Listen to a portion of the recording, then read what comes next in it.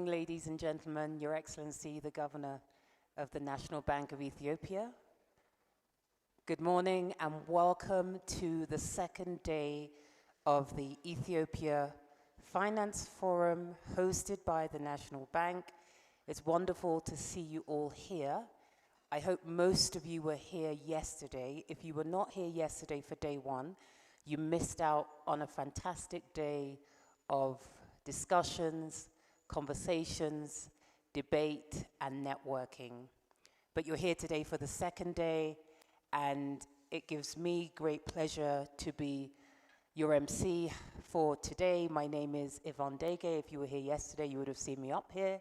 It's good to be here again for a second day of discussions and conversations. Yesterday, we unpacked, did a deep dive into specific areas of the finance sector, including macroeconomic reforms made by the bank, banking sector developments, financial inclusion, agri finance, insurance, interest-free banking, and discussed other areas.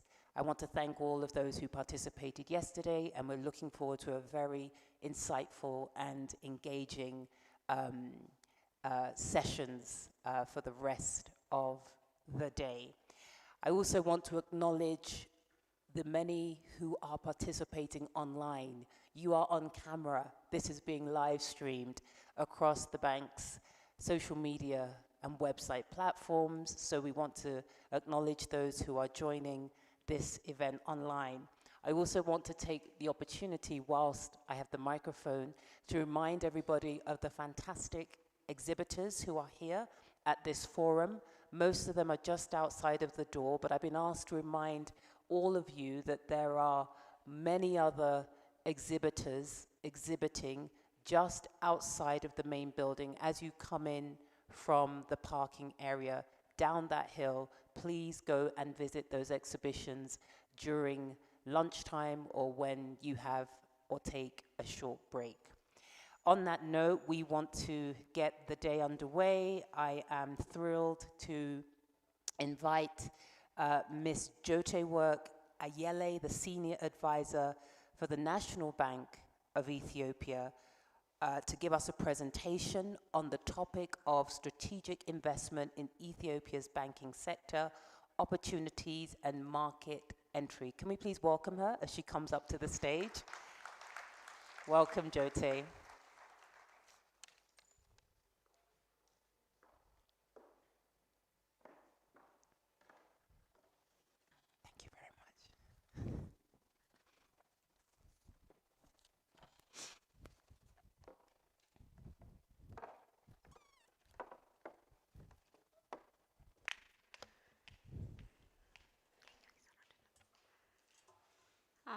Good morning, everyone. It's great to see you being back for a second day of an exciting forum. Welcome back once again. Thank you very much, Yvonne. As Yvonne noted, I'll be taking you through a presentation that will show us the investment landscape and opportunities, especially in the banking sector, for the next 20 minutes or so. And then dedicated panel discussion will follow to reflect on those aspects.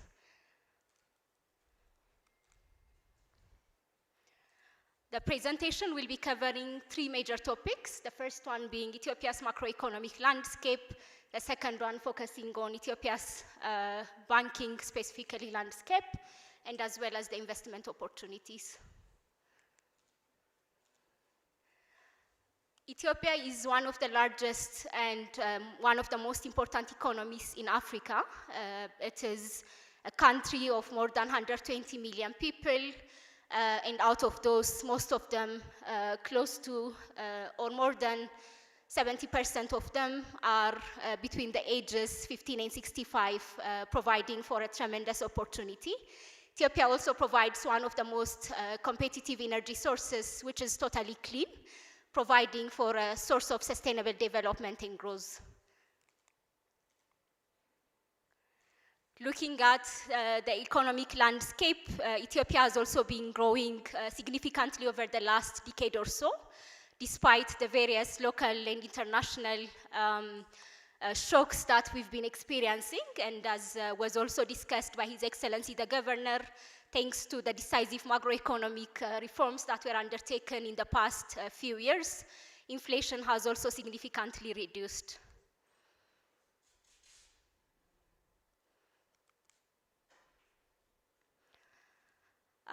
It also happens to be one of the most significant destinations for foreign direct investment. Just looking at the data from 2023, Ethiopia actually received more than 3.5 billion USD in foreign direct investment, proving that it's one of the most important and popular destinations for foreign direct investment. It also happens to be the third largest, biggest destination in Africa when it comes to foreign participation.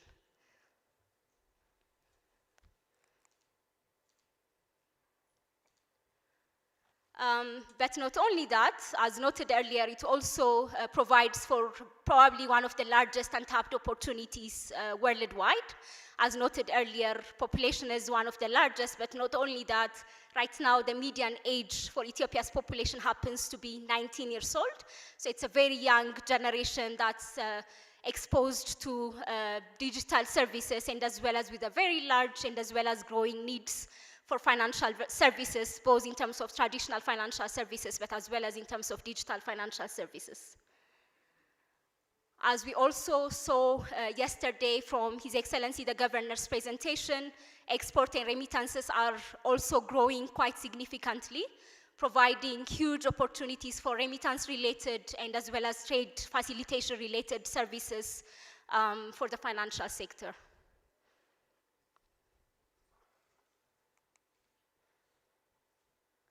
As most of you probably know, Ethiopia is also home for one of the largest airlines, given Ethiopian Airlines currently basically connects Ethiopia to almost anywhere globally, flying in and out to more than 130 destinations with more than 100 fleets, so making it a very easy place to connect to anywhere in the world, facilitating trade and as well as exchange of services, goods, and as well as remittances across the globe.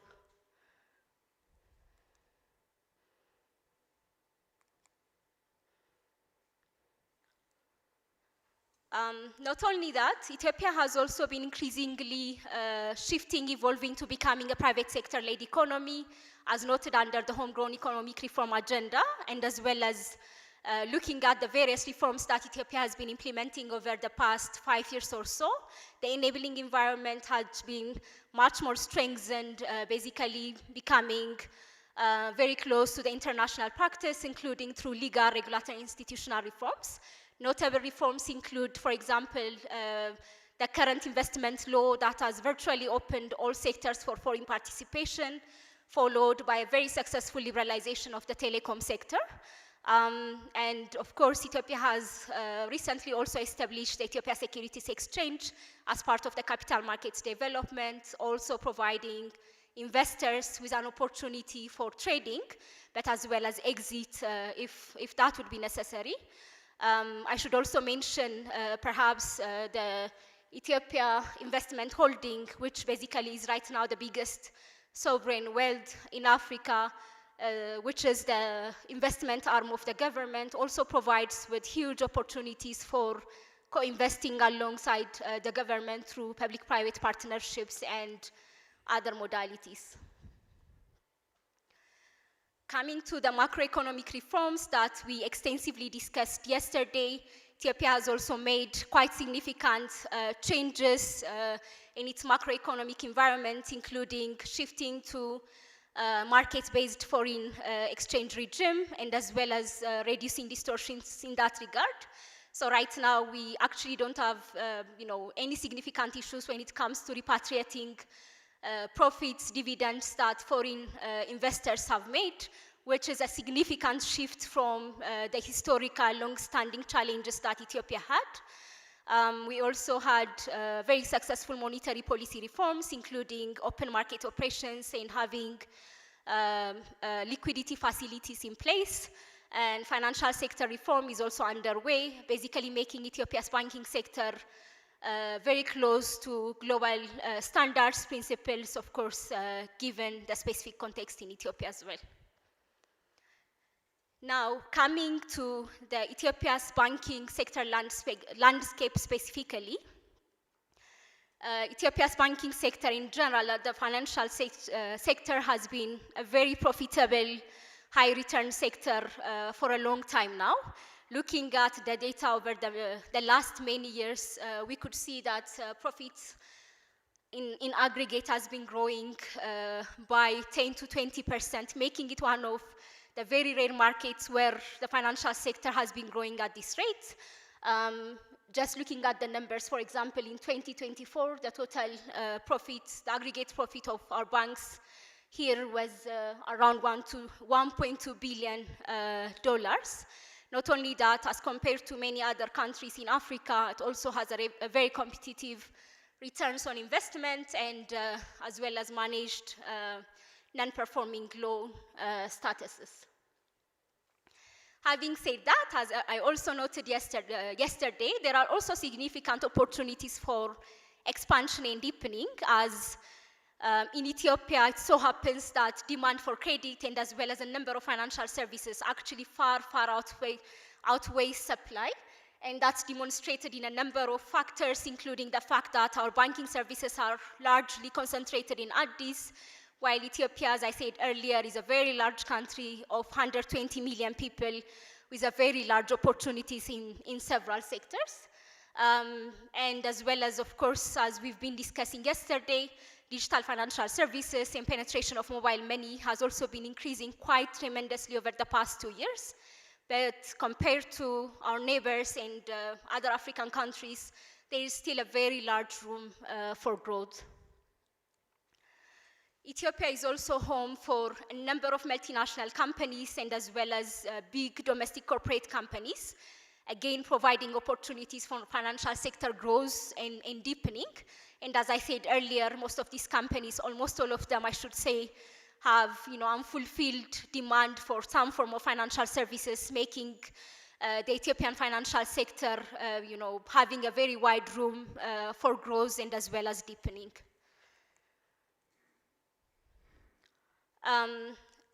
As we also discussed yesterday, Ethiopia has gone through digital transformation through the development and strengthening of digital public infrastructure. I see Yodahe here. We also have ET Switch, which has been working quite well in terms of building interoperable financial infrastructure and as well as ensuring that we have a national ID which is digital and accessible for many. We'll get the numbers later from Yodahe, but I understand more than 15 million people have already received FIDA ID numbers, which will only expand to include everyone in the next few years, also providing a great opportunity for the expansion of financial services and for making the population much more visible for expanding access to finance.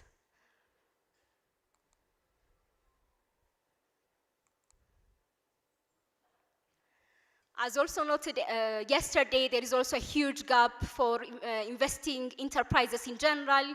Just to note an example, the MSME gap in Ethiopia is estimated at 4.2 billion USD, again providing for a great opportunity. As I said earlier, financial services are concentrated in urban areas, leaving out much of the rural areas completely unbanked or perhaps underserved. So again, providing for growth opportunities for new entrants as well as our existing financial institutions.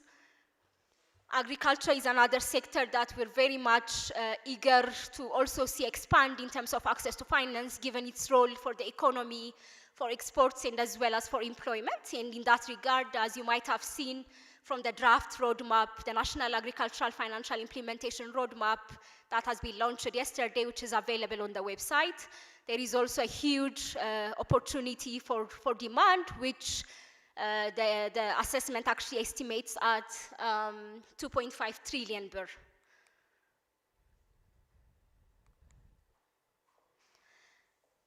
Now, perhaps going from the landscape and as well as the investment opportunities. So, as you might know, Ethiopia has now opened its banking sector for foreign participation. the first time in its modern history, allowing foreigners and banks and as well as foreign investors to come and participate in its financial institutions. And just to note what's the drive for that, why did Ethiopia open up its financial sector for foreign investment? The first one is basically to increase the competitiveness of the financial sector and thereby maximize the gains out of that in terms of elevating services, goods, and as well as innovative financial products. The second is to be able to attract strategic investment and as well as capital into its financial institutions as a way to basically develop the remaining sectors in the country in general. And it's also to ensure that financial services could grow as per global trends in terms of innovation, products, services, and competitiveness. And in that regard, Ethiopia, basically the Ethiopian parliament issued the Banking Business Proclamation, which opened the sector for foreign participation. But not only that, it has basically overhauled the banking legal framework in so many ways, completely modernizing it and bringing it at par with international standards. And the National Bank of Ethiopia is also in the process of, and in fact has been in the process of, overhauling its regulatory and supervisory frameworks to also ensure it's at par with, again, global standards through a number of directives that are issued around strengthening corporate governance, fit and proper requirements, risk management, and a number of other areas. And all those legislations are available on our website for reference and as well as review. Currently, the licensing directive is also being finalized. I believe probably all of you had the opportunity to contribute to that while it was in the draft version, and we expect that to be ratified very soon. In terms of the expected outcomes, just as a summary, we would like to see financial services being expanded, modernized, strengthened, and being an engine of growth. Of course, it already is, but in a much more expanded and deepened way once the sector is open, and we'd also like to attract strategic investors that have strategic alignment with the reasons, the policy drives why Ethiopia actually opened its sector. So what are the investment modalities that investors, foreign banks could actually participate in Ethiopia? As you might have seen in the Banking Proclamation, it's a very enabling proclamation that has allowed basically for virtually all forms of participation locally. It includes, for example, first, foreign banks could open subsidiaries that are incorporated in Ethiopia, and they could own up to 100% of those banks. Second, Ethiopia has also allowed equity investment in its domestic banks. Thirdly, Ethiopia has allowed the opening of branches, both deposit taking and as well as non-deposit taking. And of course, as a continuation of our current practice, representative offices could also be opened just to do liaising, marketing, and communication services, which are non-banking services.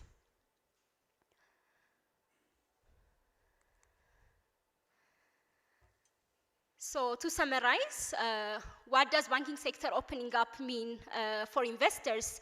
One, it means access to a very large, untapped, and as well as a very strong banking sector that could be expanded much further with a very high upside. As I said earlier, the collective profit of our banking sector currently stands at 1.2 billion, and that's only having 65% of the population banked and having very limited access to credit, payments, and insurance services, so these could easily exponentially grow. It also means benefiting from the surge in digital public infrastructure and digital financial services. And as I said earlier, it means benefiting from the very attracting, enabling environment that has enabled foreign participation, but as well as a participation that could stay, that could benefit, and also contribute to the economy. Thank you so much. Back to you, Yvonne.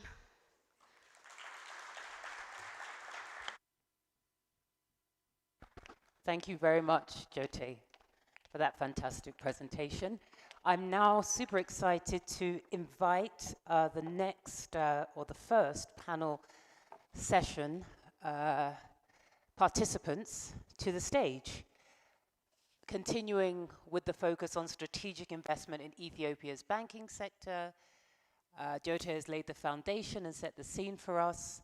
It gives me immense pleasure to invite Ms. Paula Maria Lienes Felipe, Regional Manager at IFC, as the moderator for this session. Please welcome and encourage our moderator and panelists as they come up.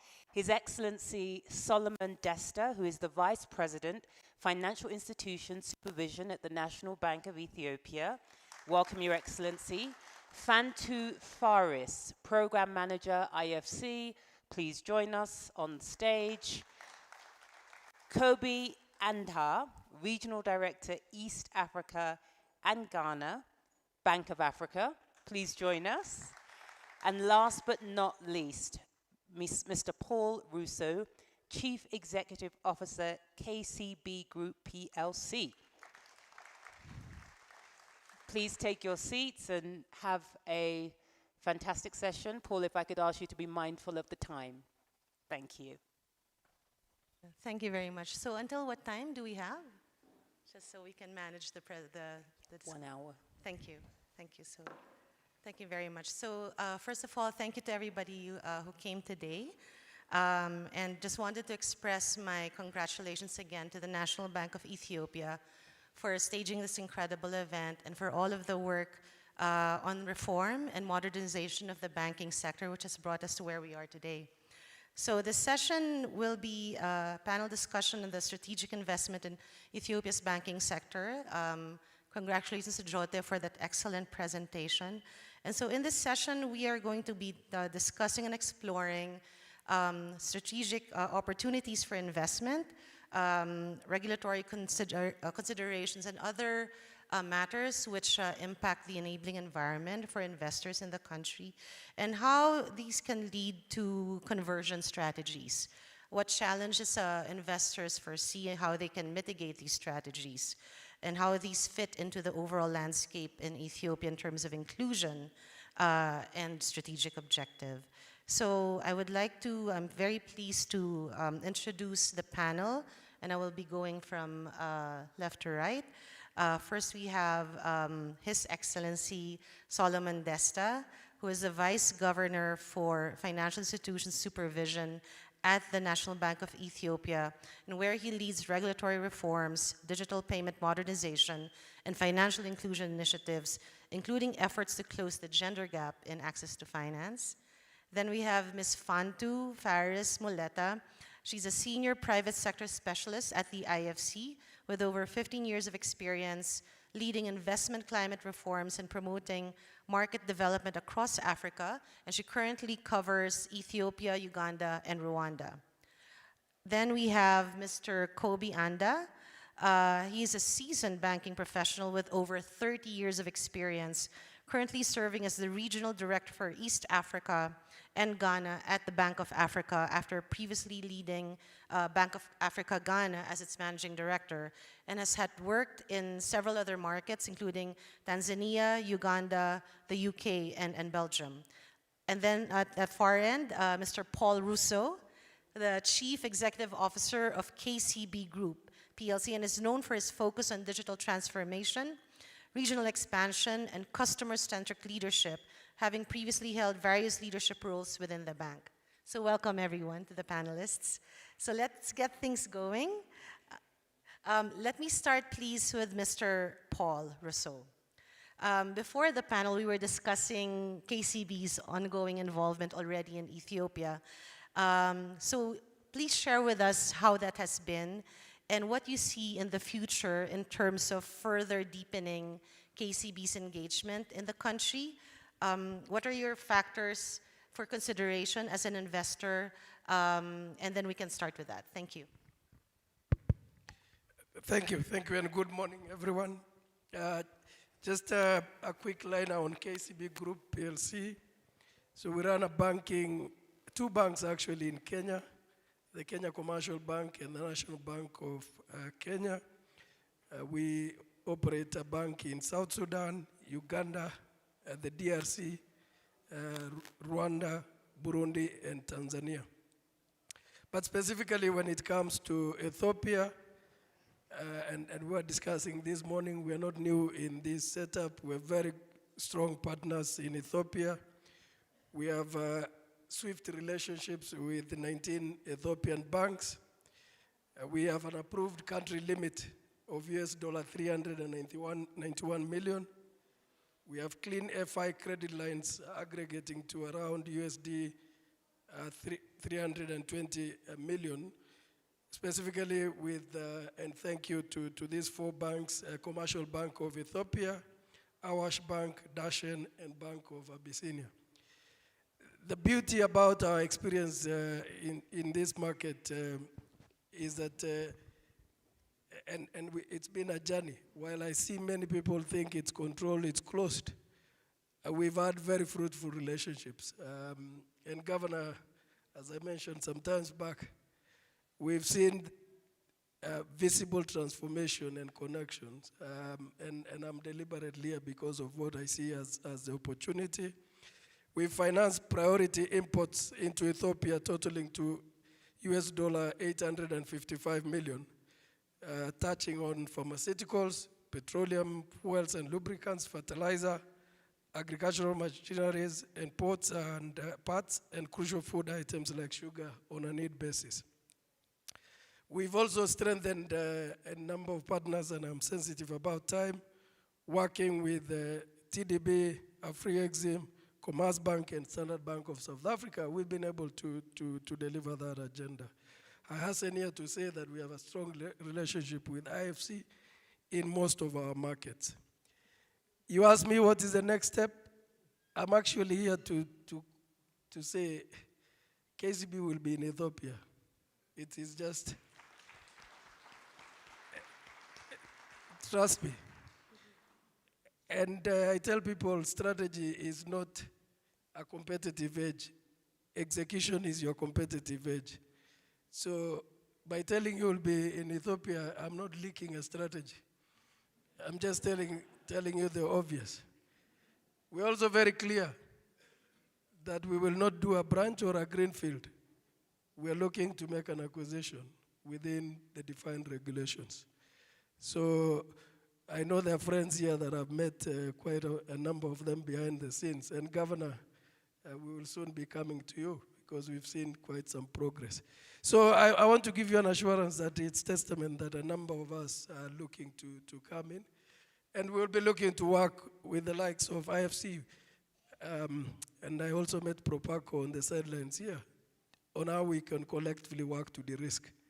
You also asked me what is important. On top of it is governance.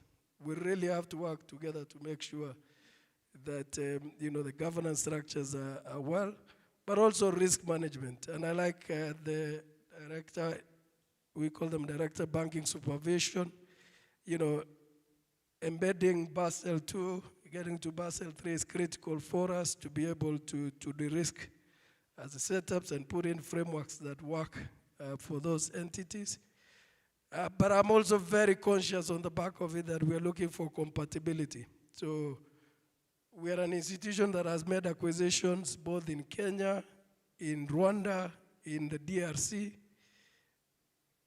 Dear Sweeters, we are good at working and building institutions together with the founders and those who have set it up. So for me, having been flying in and out in the last 5 years, seeing opportunities, I'm actually, and I want that everyone in here to take this testimony seriously.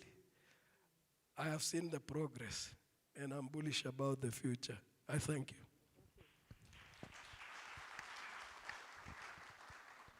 Thank you, Paul. If I could please go now to Mr. Kobe. So in investing in other markets, and as Bank of Africa's experience shows, you have been successful in these, in driving these opportunities.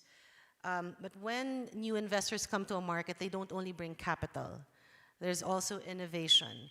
In your experience, how does the foreign investment that you've made in other markets, or what you intend to do in Ethiopia, how do you see this shaping the financial sector or influencing innovation in the market?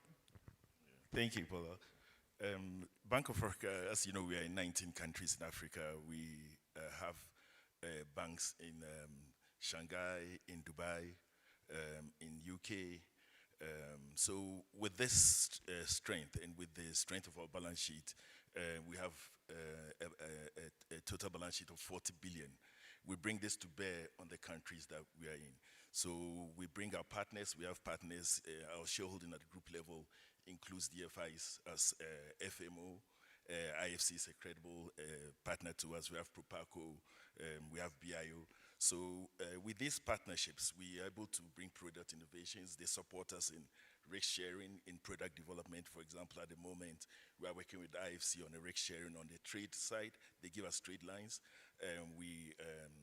They also give us credit risk lines on the SME side. They help us with product development. So we are at the moment developing supply chain products, SME products, segmentation of our portfolio, sub-segmenting the portfolio to make sure that we provide products that are specific to the needs of those customer segments. So with the partnership, we're able to bring it to bear on the countries we are in. Of course, with the capital, and because we sit in London as well, in a lot of the countries, we've been able to support public sector development by participating in the syndication market in the UK. So we help countries develop infrastructure projects and stuff like that. And then another beauty we have is there's a lot in banking now. It's basically all technology, digitalization, but it's very expensive. So because we have this big base, we're able to share cost. We are working on using AI for credit risk management, for reduction in operational costs in the processing. So all these are things that we bring to the countries. But for me, one of the most important things, international banks or foreign banks, and I specifically would talk about the Pan-African foreign banks, the banks in North Africa that are coming to Sub-Sahara, East Africa, West Africa, Southern Africa. We cross-fertilize. So we have staff moving. We invest in talent. We have different nationalities working in different countries. They go back and support their countries. And also when it comes to regulation, alignment, and best practice, because international banks have a huge base of support from the DFIs who are very strict on governance and regulation. We kind of have a lead and bring this to bear in the local, in the countries we are in. So I'm happy to hear KCB is coming. I can also give assurance to Governor that we also coming. We're here 2 weeks ago. We want to be part of the success story. We want to be part of the first entry advantage. We have that opportunities are tremendous. Big population, young, youthful population, good ratios, NPL, good returns on equity. I mean, we have to be part of that story. Thank you. Thank you very much, Kobe. And if I could just ask for a follow-up for both the banks. So clearly there's a lot of opportunity, and there was a reference to challenges, of course, because it's double, it's a balance between opportunity and challenges. If you could highlight, also for the information of other investors, what you see to be the key challenge, and how would be your risk mitigation strategies to address these challenges? So maybe if we could request Paul and then Kobe. Thank you. Yeah, first I would say there is no market that has no challenges. You and I were just discussing what is going on in Tanzania as well. So there is no market that has no challenges. I think at the end of the day, when you're opening up, a setup from what it was into the standards, for example, the regulator set, I think we will have to work together to get compliance to the highest level. So I think that journey is natural because you're moving from a known state of compliance to a new level of standards. So raising that level of standards, for me is is a challenge yet an opportunity, and that's why I believe working together with a local bank, bringing our expertise in that compliance setup, it then gives us a better chance to succeed, because you know you're taking a risk on an individual or an entity that understands the market, but you're bringing your best, you and your partners are bringing best in class levels of standards. All the markets within East Africa and the larger Eastern Africa are struggling with availability of foreign currency. It is something that we must work together to be able to deliver that. So I think, without belaboring it, no new challenges, to be honest, from a journey. It is how we work together to deliver on those. So I actually see more opportunities, given the legal framework that has been put in, given the pronunciation by the National Bank of Ethiopia, that industry has to lead on compliance and making sure that the private sector-led model that was mentioned in the presentation actually comes to life. It is no longer a regulator responsibility. It then turns to be the private sector responsibility in partnership with NBE. Thank you. Thank you, Paula.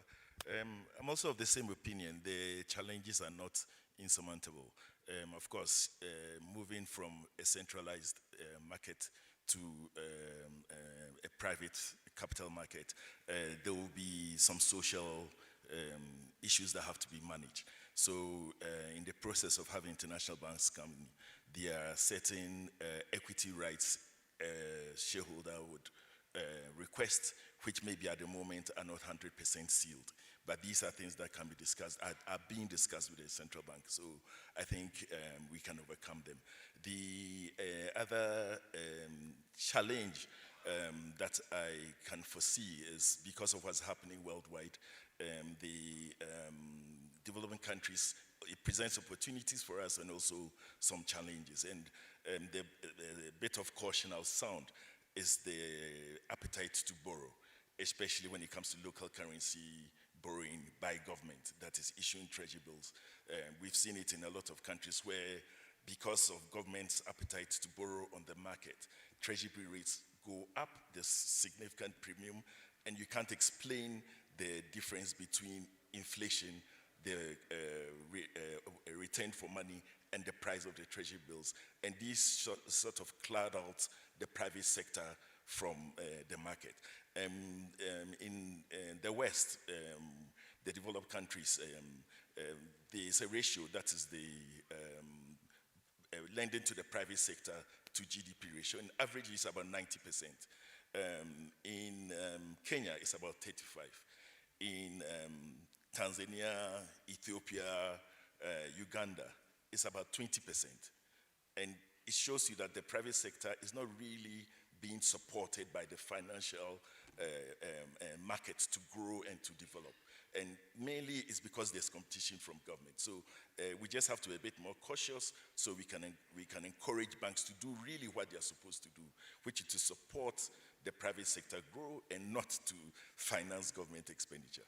Thank you very much. Thank you very much, Paul and Kobe. If I may turn now to His Excellency, Vice Governor Solomon.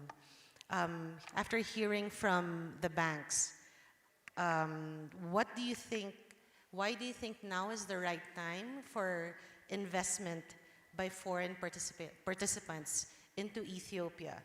And if you could also highlight some of the policy drivers that incentivize this new appetite for investment. Thank you, Paula, and good morning, everybody. I think a competitive and resilient economy needs at least three fundamental things to operate. 1, macroeconomic stability. 2, regulatory and legal readiness. 3, institutional readiness. These 3 things are foundations for a competitive market economy. Having said this, what we have done so far are notable. Since yesterday, we have been talking about macroeconomic stability, macroeconomic reforms that we have undertaken. One is basically price-based monetary policy, which is we used to, to operate on direct monetary policy basis. But now that is a departure, significant departure, in fact, from the direct one. The second one is foreign exchange floating. Currency floating is basic, reform. As a result, we have been listening from yesterday that a number of, dividends have been accrued already. Already, we have been recording, record results we have never seen in the past. And following this one is, almost non-existent direct advance to the government. Almost since the reform period this year, for instance, we have never advanced any money to the central treasury. And the other thing related to this is significant, reduction in inflation. So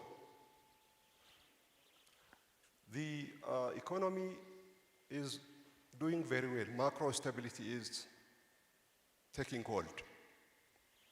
The other thing is the legal and the regulatory reform, as clearly indicated yesterday by His Excellency the Governor, the Central Bank Proclamation, as well as the Banking Proclamation, they have already enacted. This Central Bank Proclamation has brought to us so many reforms, including, mandate. Our mandate has been clearly defined, and we will see how it operates practically, but there is significant independence. And things like, resolution, financial stability, so on and so forth, they were not clearly stated in the past in our act. But now things are very clearly crafted so that we don't have any ambiguity in implementing them. When we come to the Banking Act proclamation, it is also defining that we are opening our market for banking investors from abroad. Not only, opening up, but also we are going to reform so many areas that the world has captured, but we are lagging behind. All these things are going to be captured by this directive. Following this banking directive, we have enacted, as Mr. Fraser indicated yesterday, 6 important directives like corporate governance, fit and proper, large exposure, related party, investment, and so on and so forth. These are really great achievements. When we come to the third, institutional, readiness, the National Bank of Ethiopia has been, preparing itself so as to, to be the best in class supervisor, at least in Africa, if not in the world. So, one, we have been, getting training, a series of training programs from Toronto Center and East Africa and other development partners. Second, we have been exposed to best experiences around the world. So we have captured so many areas. We have seen many areas, important areas. And the third one is we have been working with World Bank and IMF consultants, and some of them are working with us as resident advisors, and we have been, our counterpart team members are working with them so that we have come to know very important, areas, and we have developed our expertise as well. So, all in all, the fundamentals are strong, and the sector is mature. So it's up to us to, to do the reform cautiously, maximizing our benefit, and in fact, managing our risk. So when it comes to conclusion, yes, it is the right time. If not now, then when? Thank you. Thank you, Your Excellency. If I may ask a follow-up question. So with all of the strengthening that's been happening on regulation and supervision, it sets the stage for how the country can grow. So how do you see all of this in obtaining the strategic gains for Ethiopia, now that you've set the right enabling environment for the private sector to participate? Very good.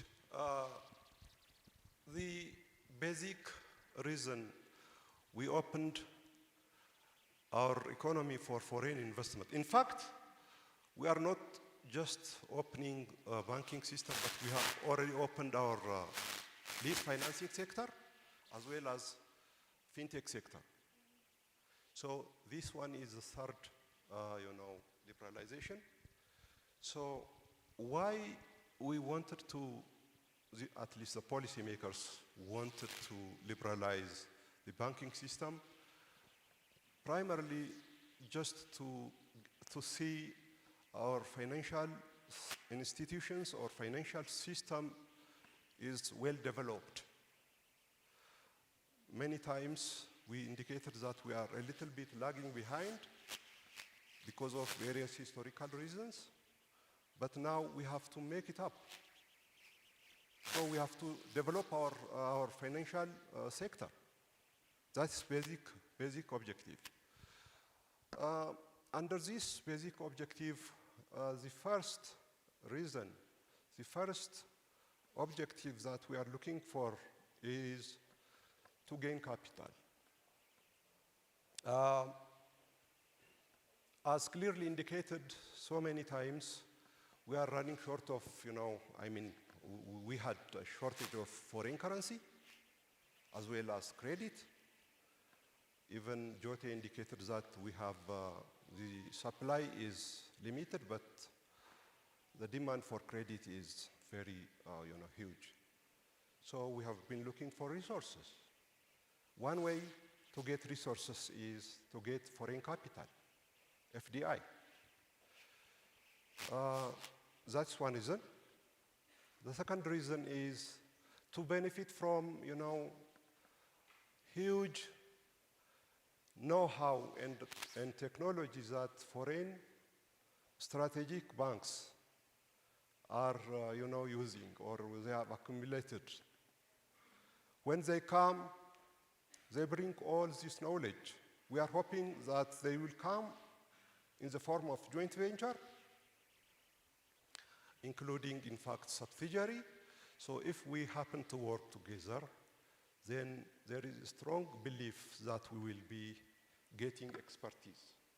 Not only expertise, corporate governance, how to deliver, market-based and market-driven products and services, and which technology to use, and where should our capacity be in terms of using them, and so on and so forth. All these are going to be benefited from them. And the third one is, in fact, to make that, to show to the world that we are open. We are open so that foreign investors may come, plug, and operate their system. To that extent, we are ready. There are a host of investment opportunities, market opportunities in this country. And if we, get, these strategic investors, then the benefit will be huge. So that, we will accrue so many benefits.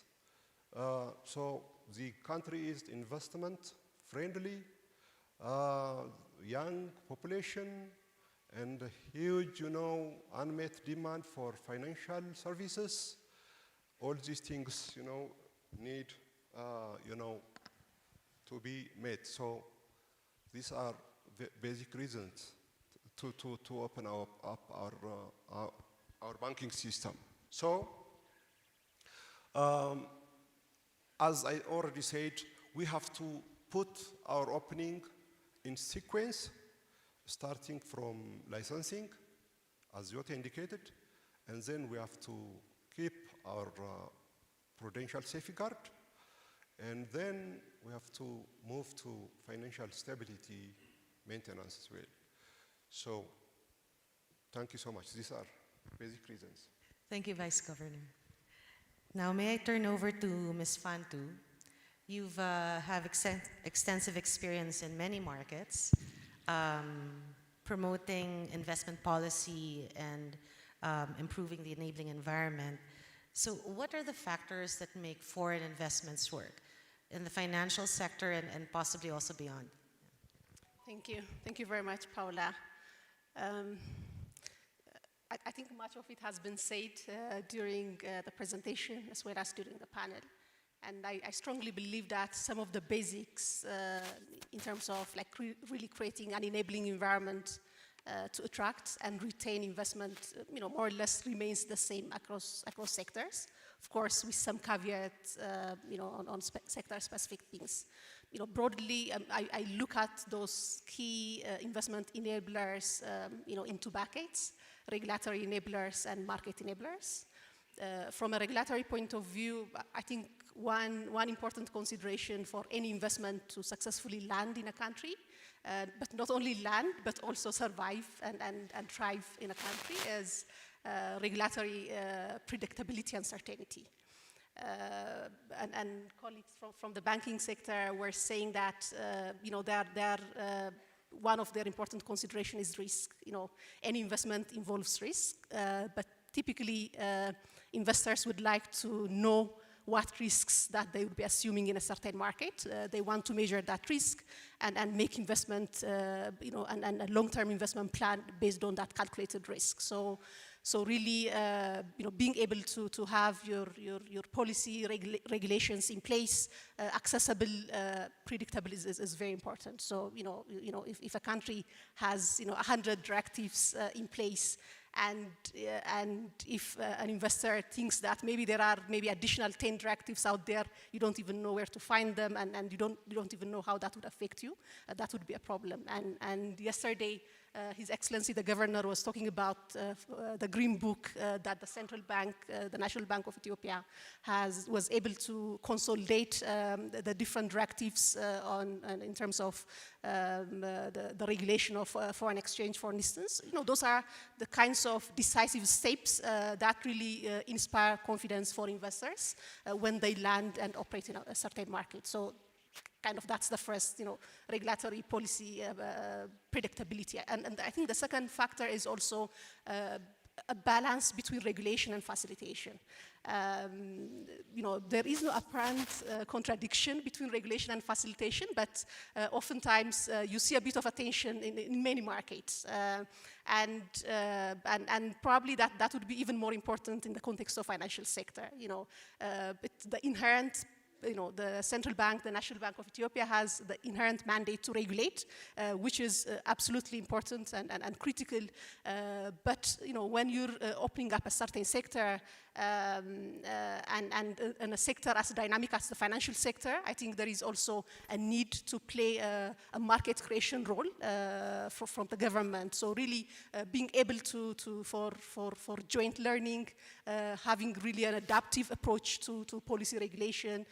Even if you think that you've figured out everything, and even if you think that with all the regulatory landscapes covered, once an investor lands, there would be issues that may not have been foreseen at specific point in time. So really having that joint learning, joint problem solving approach with the private sector, with the broader ecosystem is important, and that's also a role not only for the central bank, but also for the broader government ecosystem. So really having a whole of state approach to investment promotion, investment retention, and joint problem solving, I believe would be important.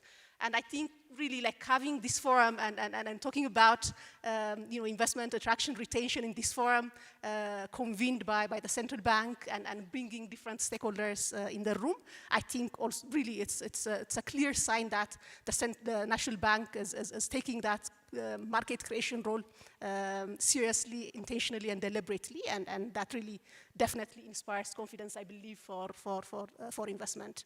Last but not least, more from a market enabler point of view, I think in many cases, really having a thriving local investment ecosystem is absolutely important to be able to attract and retain investment. And I believe that's also true in the case of the financial sector. And there are several studies that show a positive correlation between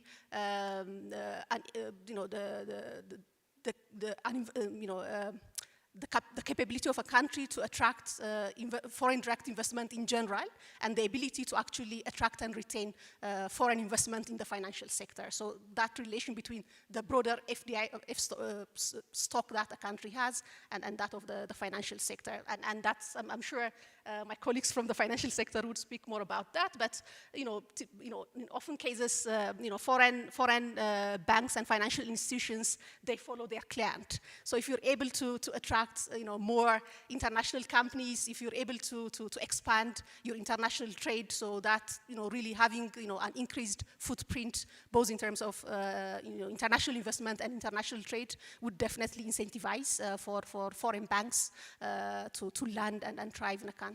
And as we've seen in the presentation from Jote, you can definitely see that Ethiopia is one of the top 3 FDI destinations in Africa, according to UNCTAD's World Investment Report. If you look at the data from the last 10 years, Ethiopia has been able to double its FDI stock in the last 10 years.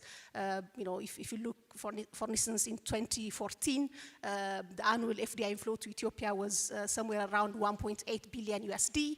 10 years fast forward, in 2024, Ethiopia has been able to attract around 3.9 billion USD investment. So that's also a positive signal for investment in the financial sector. And beyond a general FDI attraction, also really recently Ethiopia also has opened up its trading sector for foreign investment in terms of import, export, retail, wholesale, and that also has a strong positive signal for investment in the financial sector. And of course, the broader ecosystem work around capital market development, modernization of the financial infrastructure, including the digital ID. All those are factors that contribute to a thriving domestic financial sector ecosystem, as well as the broader market landscape. Thank you very much, Fantu. And maybe if I can just ask you to elaborate on something that caught my attention from what you said, the balance between regulation and facilitation. So in and building the ecosystem to engage private sector investors. In your experience here in Ethiopia, if you could share like an example of how you've been able to conduct your work alongside what you had just mentioned on this balance between facilitating and developing the new regulations. Yeah, absolutely, and this is I mean, I mean, Ethiopia has done it before, and as they say, if you do it once, you can do it twice. And a good example, for instance, is a case of, for instance, if an example that comes to mind is, for instance, a very intentional effort that Ethiopia has put in place, for instance, in developing special economic zones, industrial parks in the country, and attracting investment, for instance, in the light manufacturing industry. I think that's an example that can be replicated, or example that can also inspire a similar approach in the financial sector. Of course, investment, in terms of investment attraction, countries have what we call investment promotion agencies that typically does the investment promotion, investment attraction work. In this case, the Ethiopian Investment Commission. And then there are line ministries with the mandate to regulate, sectors. In this case, the central bank, the national bank, and the financial sector, but also in other examples, there are line ministries. And oftentimes what you see is, like there is, there can be a tendency, for each line ministries to kind of do their work in an isolated manner. If that's the case, it would be a risk. So even if you do your work excellently, but if you do it in isolation, in silos, the collective effort may not necessarily be an optimal collective effort. But we've seen, since 2014-15, the government restructured, revamped the investment landscape now with an investment board that's chaired by His Excellency the Prime Minister, intentionally to really have a whole of state approach to investment attraction and investment retention. So really, for instance, once you bring in investors, there is a question of, okay, who registers that investor? It might be an investment agency, or if it's a specialized investment, in this case, it would be the central bank. But once an investor lands and once investment starts to operate, okay, there would be a question of, okay, how do you acquire land? Then there is a season where you have to pay tax, and there is all sorts of issues around tax, and you'd be constructing you'd be importing or exporting some form of outputs or inputs. So that there is a whole chain of government agencies that need to cooperate to make an investment successful in a certain ecosystem. So, we've really seen a successful example around, for instance, industrial parks, special economic zones, where really kind of a whole of state approach was applied to actually really attract quality investment into the country, but not only attract, but also retain such investment over time. And it really requires an intentional approach of joint problem solving. Even if, a certain agency would be a regulator, it's always also good to really kind of understand, the thought process from the industry, see the experience of other countries, and have that adaptive approach of problem solving. Because at the end of the day, everyone has a common objective to see investments work in the country. Thank you very much, Fantu. Very well said. I think we have time for 3 questions, if you'd like to address our panel. So, yes, the one here, second one, and third one over there. Thank you. If you could just please keep your questions brief. Thank you. And kindly advise also who you'd like to direct the question to. Okay, thank you very much. I would like to extend my appreciation to the panelists. I'm Dr. Alamu. And you mentioned about the challenge that the foreign banks may face when they enter to the Ethiopian banking sector. My question is, from your country's experience at the time of opening up of the banking sector for the foreign investors, what was the potential challenge that the banks in your country has faced? And the second one is, reform is very important, of course, but undertaking so many reform at a time may go adversely. So as you know, we are undertaking so many reform, particularly with respect to the financial service sector, including the opening up the foreign exchange reform, the transformation of the microfinance to the banking industries. The telecom industries are also interfering or participating in this aspect. So my question to the panelists is that how do you evaluate or assess the readiness of Ethiopia for the opening up? And the third one is, I'm sure that you have read the proclamations, which is a new proclamation, which allows the entry of the foreign banks to this industry. In your view, is it a welcoming provision for the foreign investors? Thank you.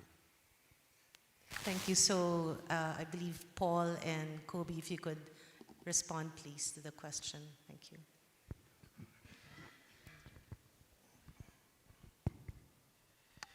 Yeah, those are seriously tough questions. Maybe some of us should claim an allowance to try and answer.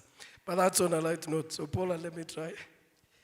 I think in terms of potential challenge, you've got to think about your entry strategy.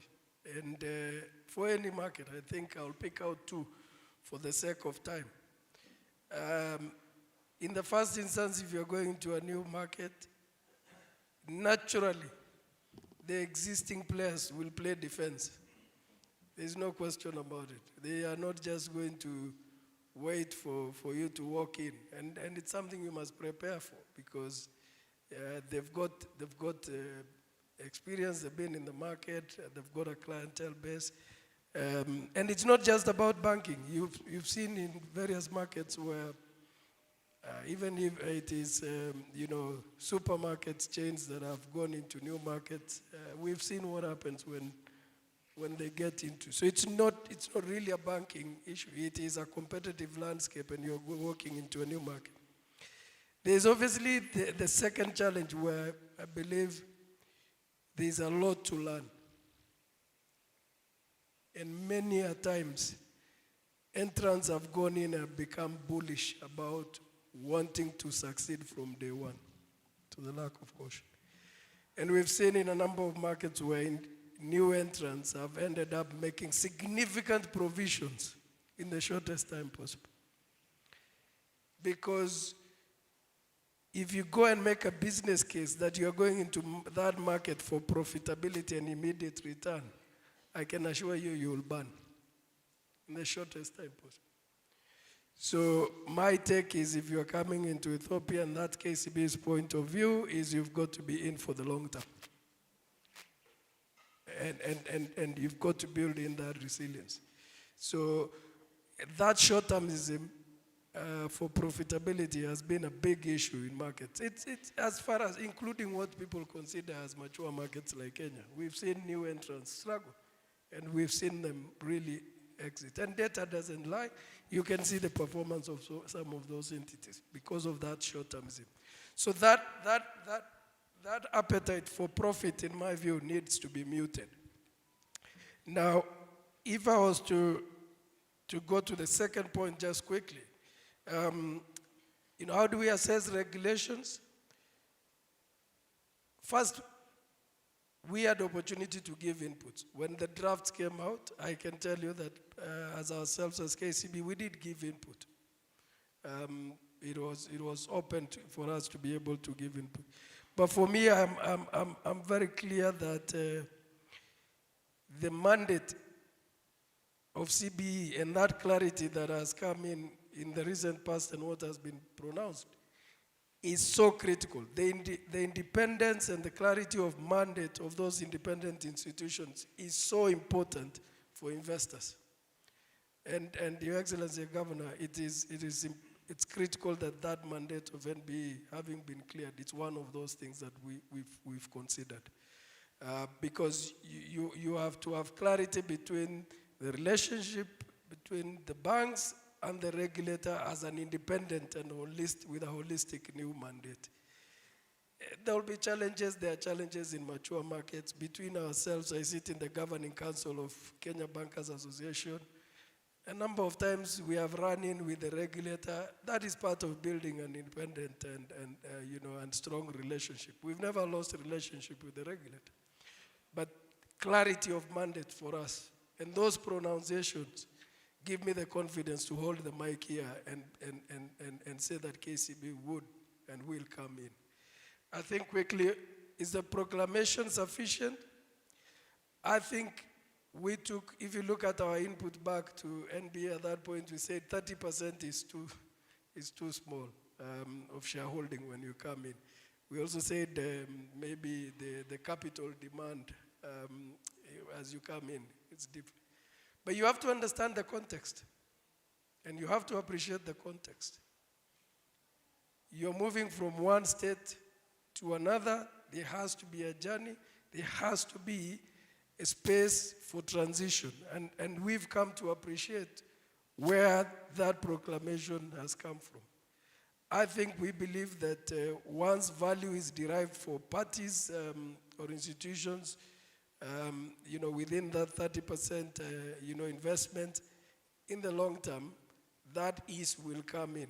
But there has to be a journey. So I'll be the first to say we had a view, we've understood the context, we understand the journey and how that is going to be.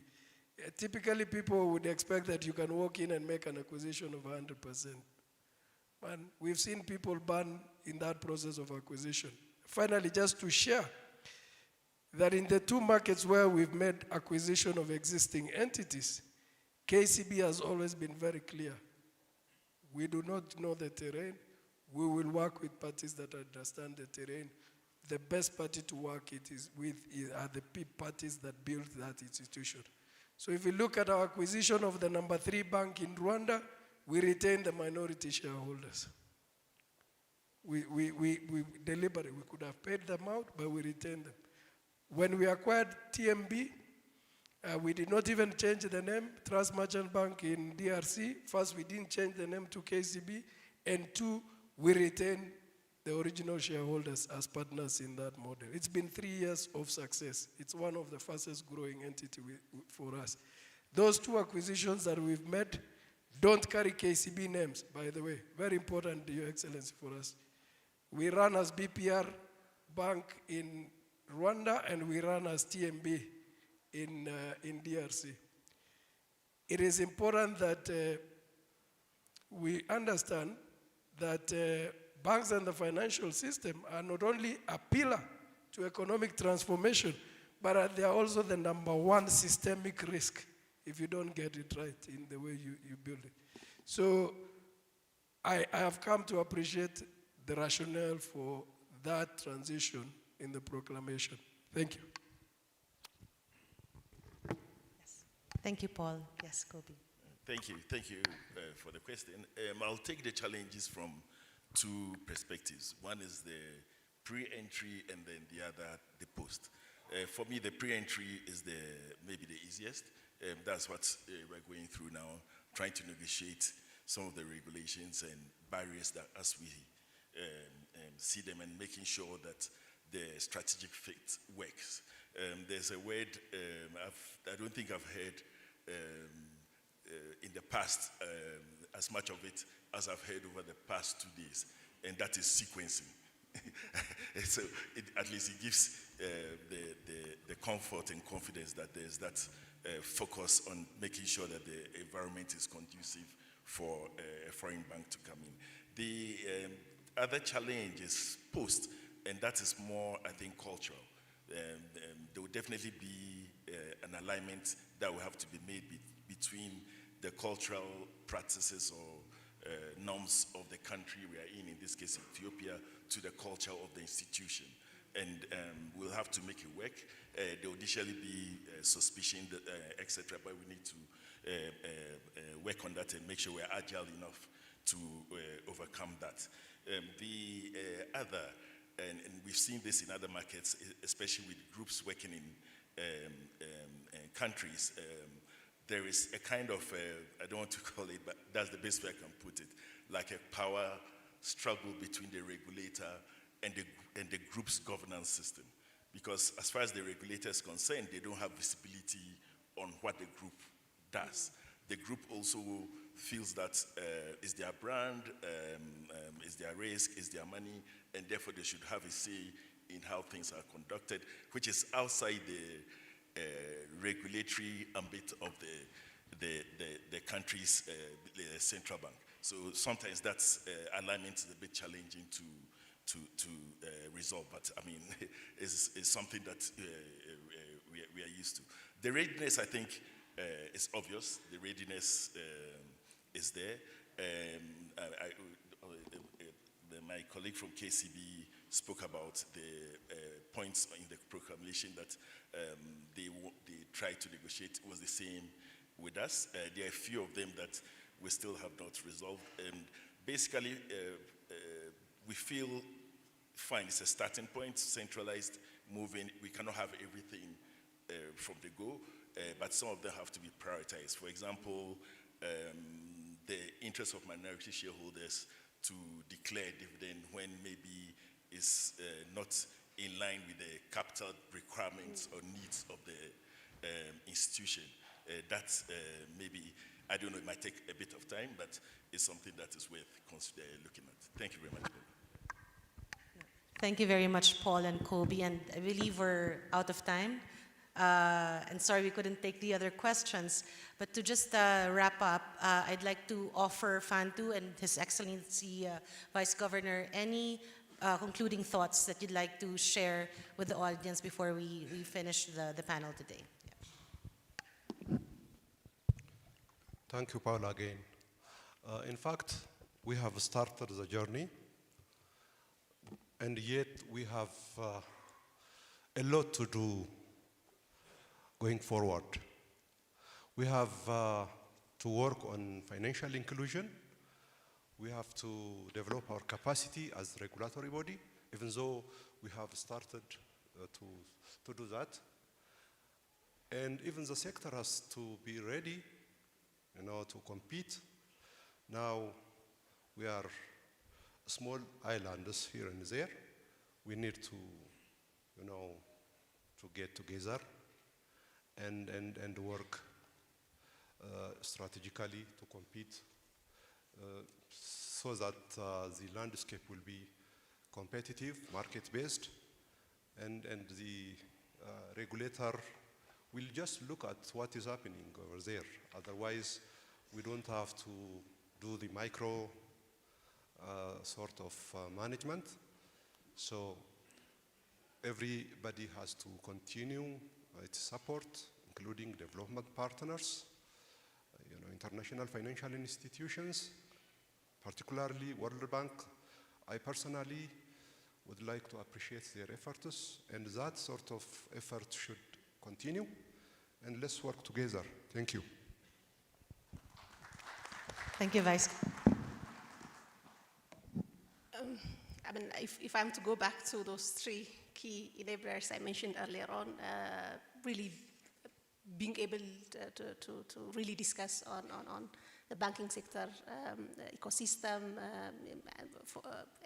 in terms of foreign investments into Ethiopia, and really the central bank, the National Bank of Ethiopia, taking the lead in all this dialogue and thought process. It's a clear testament to the fact that I believe there is a committed government, a government that's ready to create, that's already creating the needed regulatory certainty and predictability to attract investment.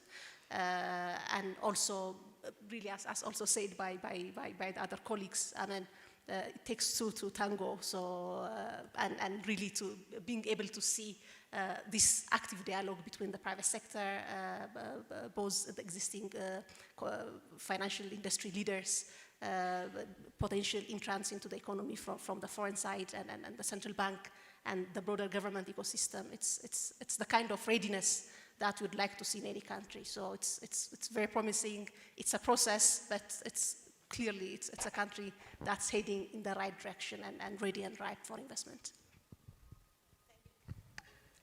Thank you very much, Fantu. So that concludes our panel. I'd like to express my warmest thanks to all of our panelists. Indeed, it was very insightful. We heard, I think, key things that were mentioned here. It's going to be a journey. We can't expect complete success from day one. So the appetite for profit should be from the beginning has to be muted and with the consideration of a sequenced approach towards success. But there is a regulatory environment there to enable private sector participation in a meaningful way in Ethiopia and drive economic growth. So thank you again, and thank you to our panelists. Thank you so much. Thank you to the panelists. Can we continue to applaud that very high-level panel? Thank you so much for the excellent moderation, and thank you to all the moderator and all the panelists. Now we need a photo, if you don't mind. If you don't mind just stepping up to the front of the stage for a photo. Again, let me remind everybody of this excellent panel. His Excellency Solomon Desta, Vice Governor, Financial Institutions, Supervision at the National Bank. Paula Maria Lenez, IFC. Fantu Faris, IFC. Kobe Anda, Regional Director, East Africa and Ghana for the Bank of Africa. And Mr. Paul Russo, Chief Executive Officer of KCB Group PLC. Thank you very much. Let's applaud them as they leave the stage. That was opportunities and market entry in Ethiopia's banking sector. I'm really thrilled to see a very full room. It's great that people are engaged and very interested in this topic. And thank you also for the questions that came from the audience. We are wanting to move on now to our next panel and area of discussion. I want to take this opportunity to introduce the next group of speakers on the very interesting, dynamic, exciting issue of digital finance, frontiers beyond payments. So this is going to be super inquisitive and interesting. Digital finance. Allow me to invite the group of speakers now to the stage. We have the moderator of this discussion, Mr. Oswald Kahonde, who is the head Anglophone Africa at UNDP Better Than Cash Alliance. If you could welcome him as he comes up. Mr. Yode Yemichael, Executive Director, National ID Ethiopia. The CEO of EthSwitch, Yilbez Addis. Yep, let's welcome them. Let's encourage them as they come up. Ms. Luz Maria, who's the lead finance specialist at IFC, to come and join the panel. Mr. Munir Duri, founder and CEO of Kifia Financial Technology, PLC. And last but not least, our presenter to set the stage and scene for this discussion, Mr. Solomon Damtwe, Director, Payment and Settlement Systems at the National Bank. If you could come up to the podium, Solomon Damtwe, thank you very much. Thank you so much. I've been asked to ask you to minimize your presentation, if that's okay. Thank you so much. Have a great conversation. Good morning, all. Thank you for having me. Just, I want to ask one question. How many of you have cash in your pocket right now?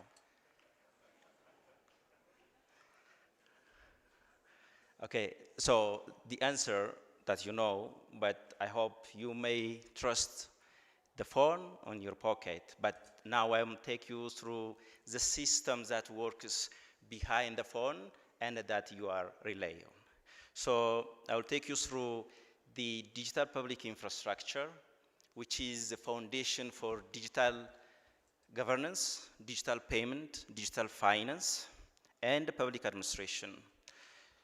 So a DPI, which is already tested in various markets and is a positive result has been, seen. Okay, I don't know how can I manage within 5 minutes, but I try to finish it within the time given.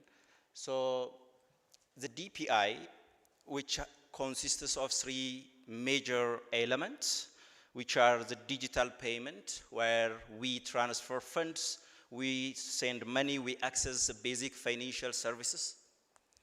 And the other is the digital identity, which gives the identification of the one who processes the payment, and finally, the data exchange. So the combination of these three elements form the DPI.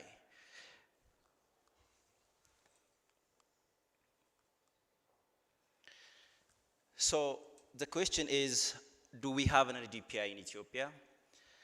So we are trying to create the comprehensive interoperable DPI. We have already the payment systems that are operated by various entities, including the national switch and various players. And we have also building a very robust identity system, which is the FIDA. But of course, we are lacking one of the critical systems, that is the central data exchange. But we have the data. The issue is how we integrate those data. So when we develop the DPI, these are the 6 principles that we need to work on. The first is we have to make sure the DPI that we are building or envisaging is an interoperable and extensibility. So because various systems, we are not having of one system that fit for all solutions. So we may have a lot of systems, but those systems need to be interoperable, and it has to be an ability to expand to further services. The other is transparency and accountability, as well as an oversight. We have to make sure the process, the data that are circulated or processed through these systems has to be clear and has the rules that could be governed. The other is the foundational societal function. We have to focus on the real problem of the society. The other is privacy, safety, and security. This is a very key to create a trust for the DPI. The other is capability and coordination. Yes. So as I said earlier, we may not have one system that operates, gives various services as once. We may have various systems, but that systems and those institutions need to be coordinated. And of course, it has to be also inclusive, non-discriminatory. So what Ethiopia looks like in terms of the global data, this data is taken from Center for DPI. So in terms of that, so the national ID, or the one of the component which is a FIDA, it is already rolled out. So as you see, in the world, there are 210 countries. This is the database. Only 57 countries has a digital ID. So Mr. Yodahe may explain about the status of the DPI, but we are roll out, and it is more based on public infrastructure. So in terms of digital payment,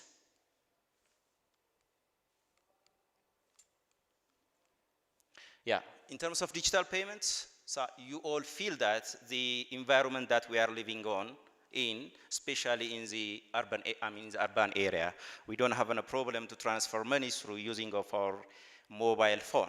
However, we need to make it sure that it is accessible and it is interoperable, and it has to also be transparent and responsible. So out of 210 countries, 93 countries have the digital payment system. In our case, we have also an instant payment system that is operated by the national switch. In terms of data exchange, so that's already what I mentioned earlier. So though we have a data in different government agencies, but in terms of centralizing and creating accessibility for all, that is what we lack. And this is where we need to work more to create an Ethiopian stack.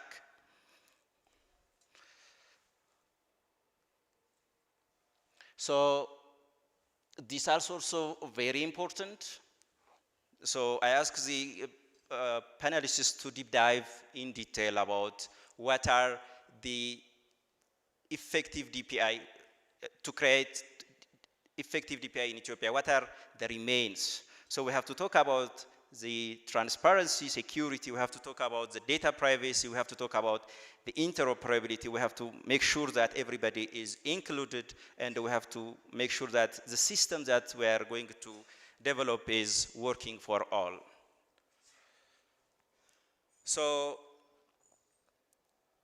what is existing right now? So what we see in Ethiopia in the financial sector, we are witnessing a very good partnership between the banks and the partnership to exploit the opportunity of the data.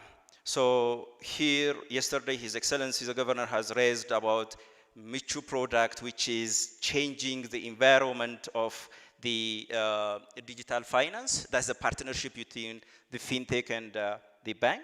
We're also witnessing a consumer-based loan, which are given based on the partnership between mobile money providers and the bank. So we have to also discuss and see the impact that this partnership is bringing to the larger economy. And in terms of technology, as I already mentioned, we have the payment system, we are building the integrated identity system. But in terms of regulatory, in terms of creating a more transparent frameworks, this is something that we need to work on.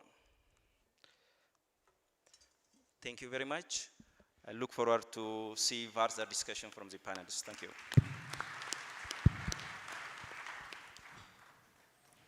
All right, thank you so much to Solomon for that brief presentation and highlights into this very important and interesting topic. And good morning, ladies and gentlemen, and welcome to this session where, as Solomon mentioned, that we are going to take a deep dive on one of the key components that His Excellency the Governor mentioned yesterday, that digitization is what is going to drive financial inclusion in the country and to modernize the payment system that the bank is looking to drive. So we're going to focus on, like what Solomon said, digital finance frontiers beyond payments.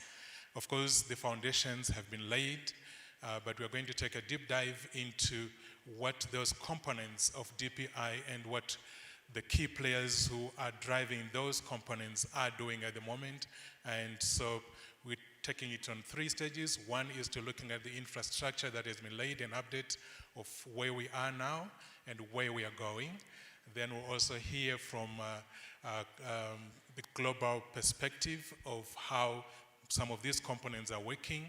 And then we take a deep dive on the practitioners and hear from the practitioner who is actually working on the ground to leverage some of these rails to enhance financial inclusion. So I have an interesting panel here that has already been introduced, but I'll just quickly go through the introduction again for the benefit of probably those who missed the initial introduction. So close to me here from the ID side, we are going to take a deep dive on FIDA, and the executive director is going to help us to do that. Okay, just 1 minute. All right, so Ato Yodai is the executive director for the Ethiopia's National ID Program, and also is a deputy director at the INSA, the Information Network Security Agency. And in the middle there, from EthioSwitch, we are going to hear more on the instant payment interoperability and how that is being enhanced in the country. So that's Lebes Addis, is the CEO of EthioSwitch. And then for the global perspective, we're going to hear from Luz Maria Salamina from the IFC. She's the lead financial sector specialist.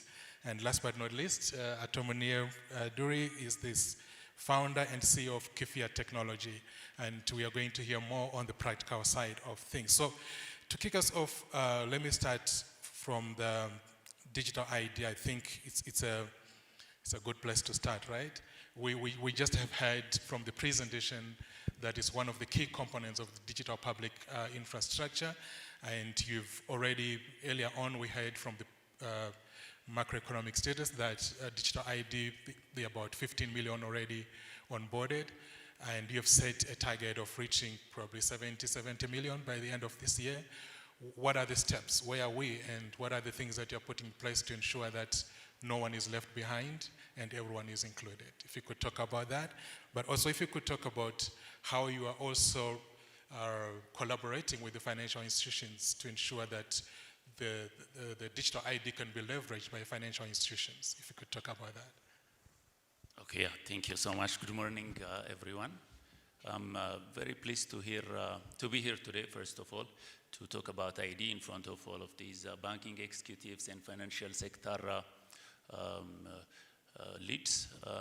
Very happy to hear about Mr. Solomon describing what DPI, digital public infrastructure, means. There is no better proof of the deep reforms of the financial sector than to hear someone from the National Bank talk in detail about what the Ethiopia stack is, Ethiopian digital public infrastructure. He mentioned the data exchange, he mentioned the national payment gateway, and third, one of the other pillars is digital ID, which I'm here to talk about. Some people call me the ID pastor because for the past 2 years on Ethiopian TV, I always appear to talk about the purpose and the function and the benefits of digital ID. Digital ID is very important for the digital economy, no question about it. The two banking executives in the previous panel here, they mentioned their plan to go into Ethiopia, which is very, I'm the first person to applaud, very happy to hear those things. And they need digital ID to scale. Jote Work, in her previous presentation this morning, she mentioned about 60%, I think 65% financial inclusion, which is a very good number. The last I checked, it was 50%, now it's 65%. Financial inclusion is increasing, but still there is 35% of the population that do not have access to bank accounts or access to credit, etc. And digital ID is here for inclusion, to make sure that those people have access to financial services. It's one thing to have ID. ID is an identity document by the traditional, the conventional definition. But having an ID with a digital trail, that is, the background. Is this person a good borrower? Does this person have a good history of payments, a good history of financial transactions? Those things require a digital trail, and that's what digital ID is here for. So to your first question about how are we planning to scale and to make sure that no one is left behind. Number one, by policy, through the legal proclamation, digital ID has no exclusionary barriers to entry. People like in the remotest of villages can register. It does not need connectivity to register people. You can do it. We've had our biometric kits on the back of motorcycles and three-wheeler bajajes in very remote locations of Ethiopia to register people. So the geographic remoteness does not really stop someone from registering. We do not require, even though we recommend it, it's not a must to have prior documentation. So people, just because someone is undocumented doesn't mean they are illegal. A good percentage of people in Ethiopia, not a good percentage, but a certain minority of people in Ethiopia lack any form of documentation. So people who do not have those proofs of ID, we also allow them to register through some kind of a witness system. So people without documentation can register. So there's no barrier to entry. It's inclusion focused. We have one fintech here. I'm not sure if Lersha is here, but they are doing, for instance, farmer registration using FIDA in very remote locations. Another value add that we, through the very important support of the National Bank. By the way, here I'd like to mention NBE is one of the first supporters of this national flagship initiative. The National Bank has adopted the FIDA ID as a principal bank ID. Essentially, there was an announcement a couple of months ago from NBE to basically say through 4 phases, very carefully studied phases. Everyone, existing bank account customers, new bank account customers will have to get FIDA ID, and we're actually executing that plan as per the initial direction. His Excellency the Governor, in fact, is one of the first people to register for FIDA. Maybe he has the first number, one of the first. So it's very important. The financial sector has understood it, the importance of having a standard format of unique identification across sectors. Yes, you can open a bank account today with a driver's license, with any of the 14 regional states issued Kabale IDs. You can open a bank account with so many alternatives. We're not here to stop these alternatives, but we are here to make sure that all of these things talk to each other, and there is a standard know your customer format behind all of these wallet accounts, bank accounts, fintechs, etc. To your second question, if you may repeat it. I think you're right. I'll just follow up again on Okay. on what you just mentioned in terms of the reach, because you're talking of getting to 70 million by the end of the year, and you're at 15 million now, and we have 6 months to go. How feasible is that? What exactly are you putting in place besides the few partnerships you've mentioned? Is there, I mean, we're curious to know how that will be attained. Or is this an ambitious figure that you say, okay, if we don't land on the moon, I mean on the sun, at least we'll land on the moon. Is that something that the ID agency is looking to do, or this is a realistic assumption? Yeah, I mean, we've been, the direction, the big target given to us by government, as you said, is to reach, there are 2 milestones, 70 million people and 90 million people. When we say no one left behind, that also includes children, minors.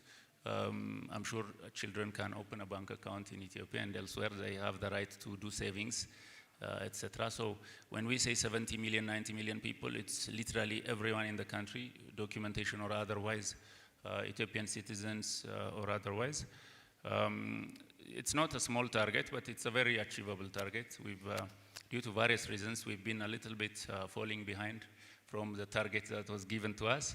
Now we're at 15.5 million. We're hoping to reach by the end of the Ethiopian fiscal year, which is in about 1.5 months, at least 20 million, which is 80% of our target this year. But it's achievable. 70 million is achievable. The banking sector, for instance, the Ethiopian Bankers Association, they are doing their own registrations on-site in different branches. They are in the process of procuring the registration machines. Telcos are a big player in this space. Ethio Telecom is there already doing a massive amount of registration all over Ethiopia. And hopefully others, including Safaricom and the others, may join us very soon. We have government sector players like civil registration services that are doing these registrations. For remote areas, we're onboarding super agents that will do on-commission registrations. So we plan to reach this number very soon. It's not 6 months actually, it's 1.5 years. It's been pushed to 2026, end of 2026, but we'll reach there. Fantastic. We hope to reach there for sure. 90 million, 1.5 years to go. And at Elevus, we come to the big issue on interoperability that Solomon mentioned earlier on, and we understand there was a proclamation or a mandate that all banks should adopt the interoperable QR code from this year. So if you could speak to that, what is the experience so far? We're just 5 months into it. We're seeing a huge adoption and usage of the interoperable QR code, and what are some of the challenges that are there, if you could speak about that as well. Right. Good morning, everyone. Thank you, Ozo. As mentioned by the presenter, Mr. Solomon, the core pillars of the DPI, one is the ID, and the second one is the payments, which is focused on the interoperability, inclusive, secure. I will focus on the interoperability and making it secure, as well as the inclusive component. So the third component that he mentioned, that the country that we have to work more with the other area, but for me, I will focus on the second one. And I would like also to appreciate for mentioning the Ethiopia stack. So before it come to our own experience, challenges, and how we solve it and the way forward, I think it's good to mention the best practices, because we are not doing something that has never been in the world.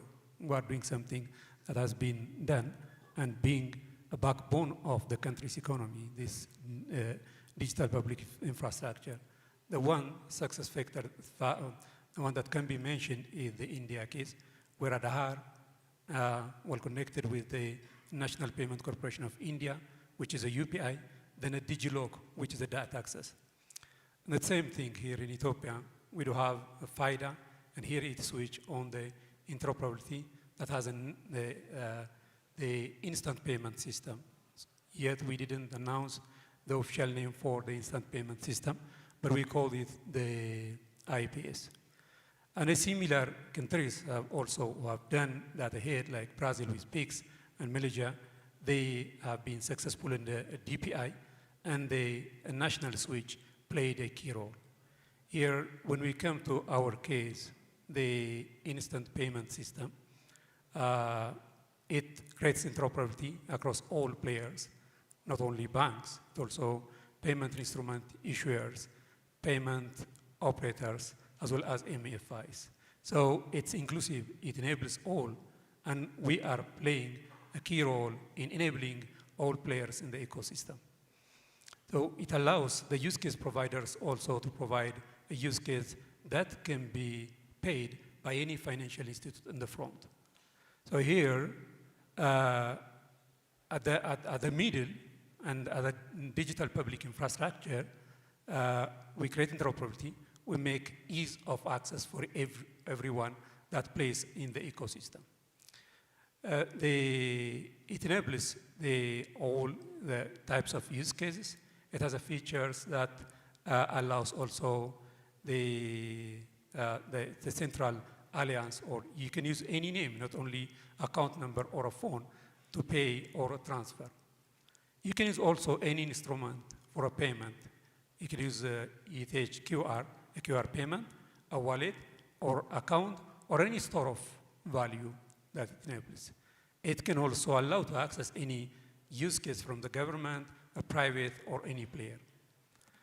So here,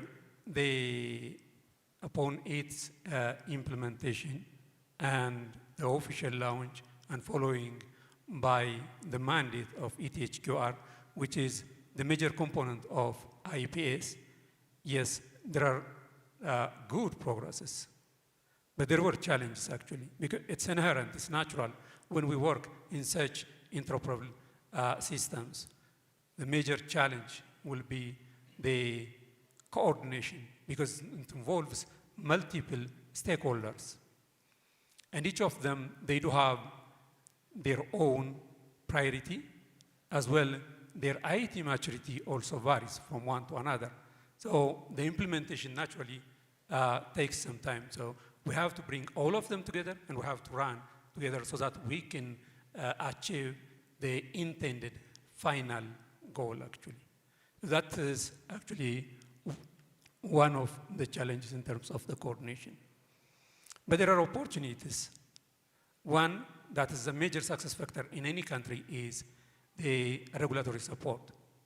That's the one which I can mention as a major opportunity in our case as well. And the other one that can be mentioned is also the government commitment for the digitization. Here in all aspects, in creating interoperability, inclusiveness, and all aspects, the attention given for digitization, that's also the opportunity. And when it comes to our own achievements and opportunity, we have already completed the foundational works, which requires for this IPS, that is the infrastructure of ISO 20022 that enables everyone seamlessly to be interoperable in the environment for any type of payments in this case.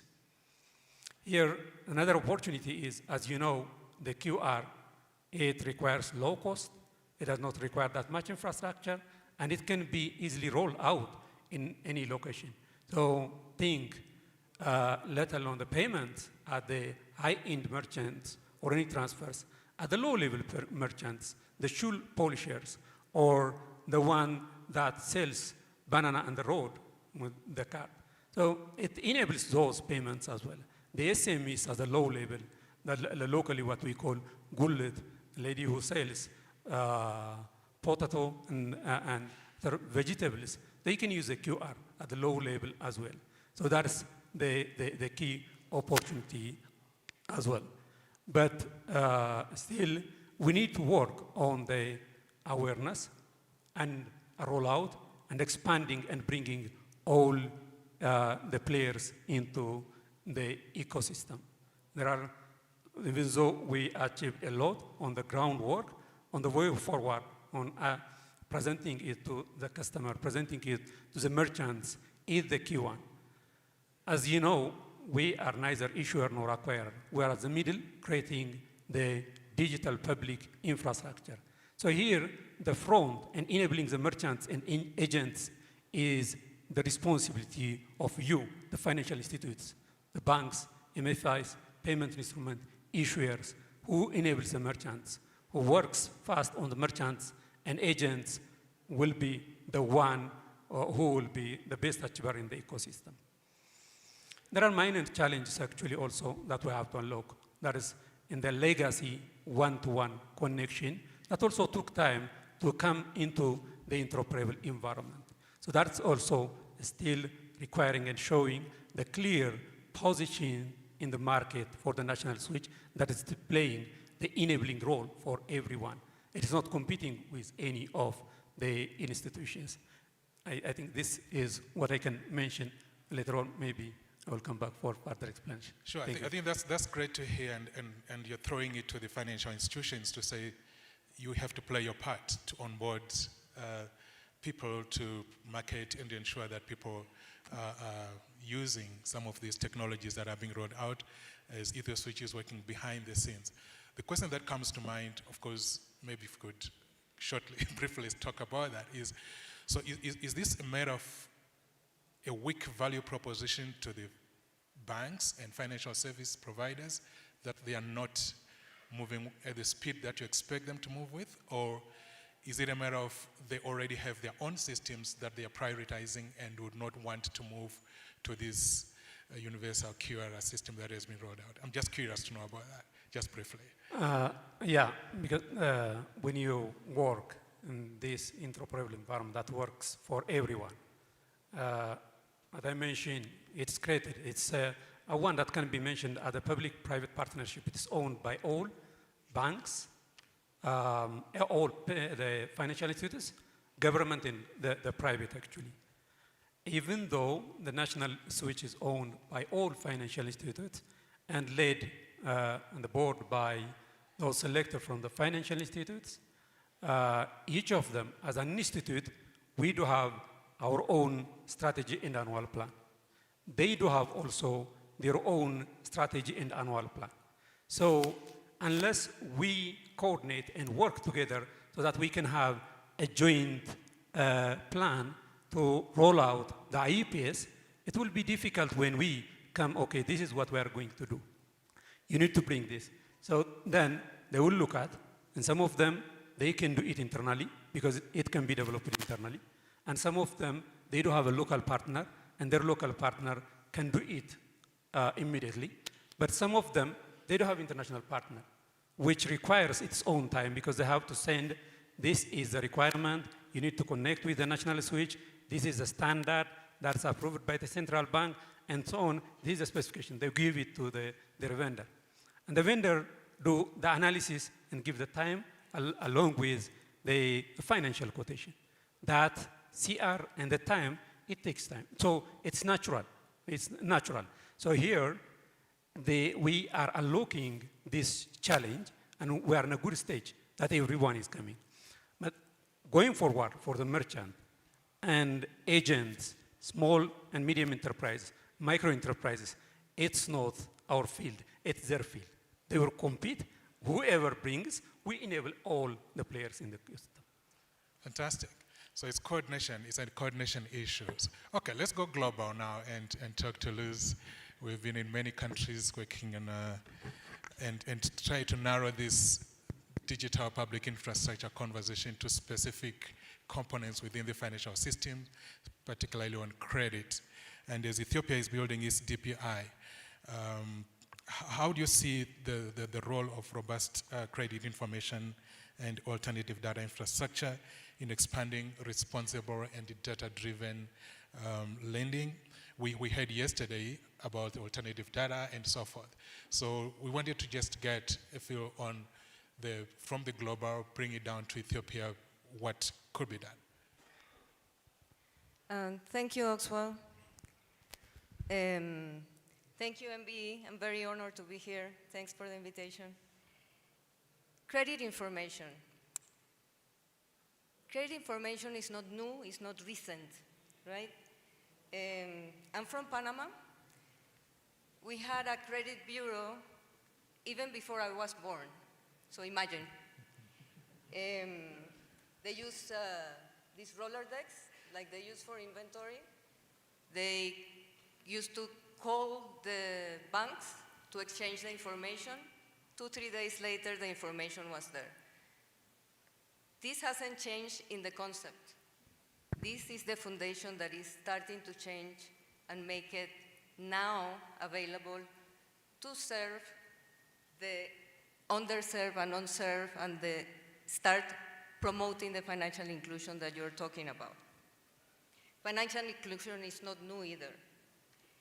The challenges of the demand side, if you look at the surveys, still for many years, the main challenge for micro enterprises, informals, is access to finance. The challenge for the financial institutions is that they don't know. These people, they're still invisible. So you go for the big collaterals, buildings that nobody has, lands that they don't have. Then it was behavioral testing,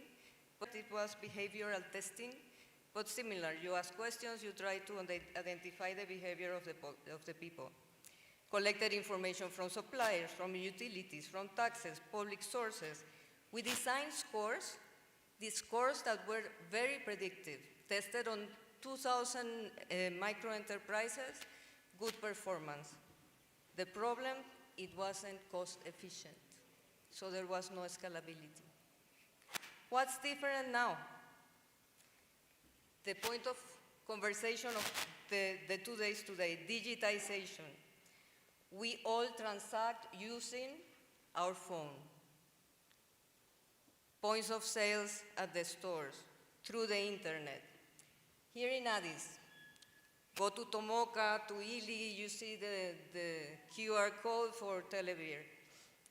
You know, yesterday we were walking here with Awetash, maybe the day before, and there was this kid on the street selling chewing gum.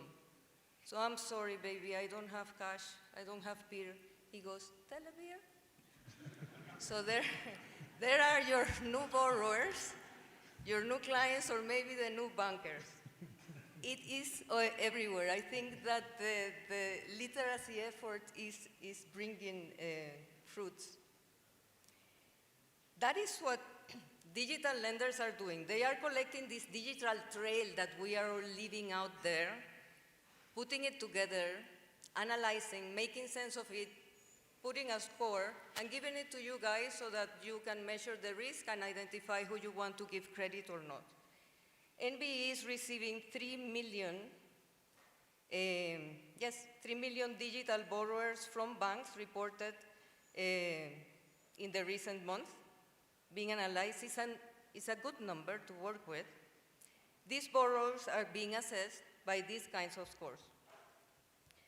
The information, so you have a small business that pays, that receives money, that pays, that receives money. What is that? Proxy to cash flow, proxy to income. There is richness of this information. The AAAP that Riyad was talking yesterday, information coming from the ACTEX is alternative data, is information used similarly to measure and provide credit to credit. Is this sustainable? I just want to reflect on this. Mobile information, ACTEC information, just to give 2 examples, they are silos. What happens when a borrower, a digital borrower or a farmer starts getting credit from other lenders or from other entities or from other retails, and they assume that they know about them, but they don't know about the credit that they have in the other entities, the digital loans, the BNPLs, otherwise. We still see the need to be able to aggregate that information from all sources to be able to provide then a wholesome view of those individuals, of those businesses, so that you can trust that the information that you receive is accurate and complete for those entities and individuals. And also to resolve one of MBE's and any regulator main concerns, which is the risk of over-indebtedness. So yes, a robust credit information system that includes alternative data now, that uses this foundational technology, is the preferred option. NBE is ready for that. Directives already include the use of alternative data, and that is what we propose. Awesome. Thank you so much, Liz. And with that, I think I would want to transition to Munir to give us the practical side of how you are integrating and leveraging the national ID, the interoperability, the alternative data that is available to then create all these game-changing solutions that you're rolling out. Specifically, I'm interested in how these solutions can unlock the potential in the rural areas. We heard it's 25% urban and means 75% are rural. How are we leveraging these technologies from your experience rolling out some of these solutions to reach the rural markets? Thank you, Oswald, and I'd like to thank the National Bank for inviting me to speak at such a very interesting and engaging forum. I mean, we need to think about what is lacking in data to be able to ensure and measure the creditworthiness of micro, small, medium enterprises, both in agriculture sector, manufacturing sector, and service sectors. So if you look at most of the time, the phone data, you have to be able to have a phone to have that digital trace. A payment, you have to be able to transact to have that. But if you look at Ethiopia, like most parts of Africa, this data is very scarce, and if it exists, it is very distributed and not structured. So one has to think about what makes up the MSME and the agri-finance sector. 80% of it, according to various studies, is really micro-enterprises that don't have those traceable data. So in the absence of those traceable data, what is the solution? I think it's a very interesting thing is, can you generate data? Can you acquire data? Can you build data that becomes a proxy to measure creditworthiness and then underlay it with basics? What Udahi is doing, and I think he calls it digital ID is the new collateral, is the basis of that collateral, but is not the creditworthiness of that individual, that micro, small enterprise. So what has happened in the past years, and I think a lot of people are fascinated by AI, but if you look at the roots of AI is machine learning and deep learning. And since 2016, what we have been doing is trying to identify what is that relevant data that will enable us to measure the creditworthiness of somebody in the agri-finance sector or in manufacturing sector. So if you look at what we have today is what we call 3 necessary blocks to be able to unlock MSME and agri-finance. The first thing is the ability to enable and generate creditworthiness of that segment.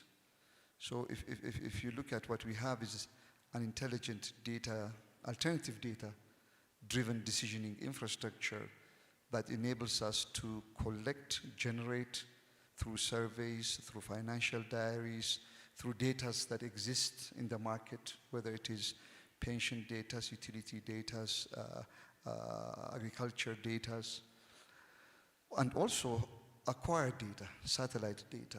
I think Ali was mentioning about how satellite data is now becoming so accessible and so precise at a kilometer pixel that allows you to look at productivity, yield, and when there's a disaster, then you can predict that.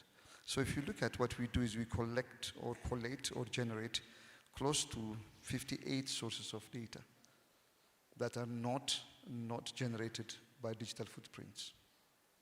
And then we process it through then what was called machine learning meta models, today taken over by AI, large language models, and establish creditworthiness of that segment. Over the past 2 years, what we have done is we have, I think, processed close to 1.8, 1.5, but with incomplete data, with complete data 1.2, and positively established the creditworthiness of close to 900,000 MSMEs in the 3 segments.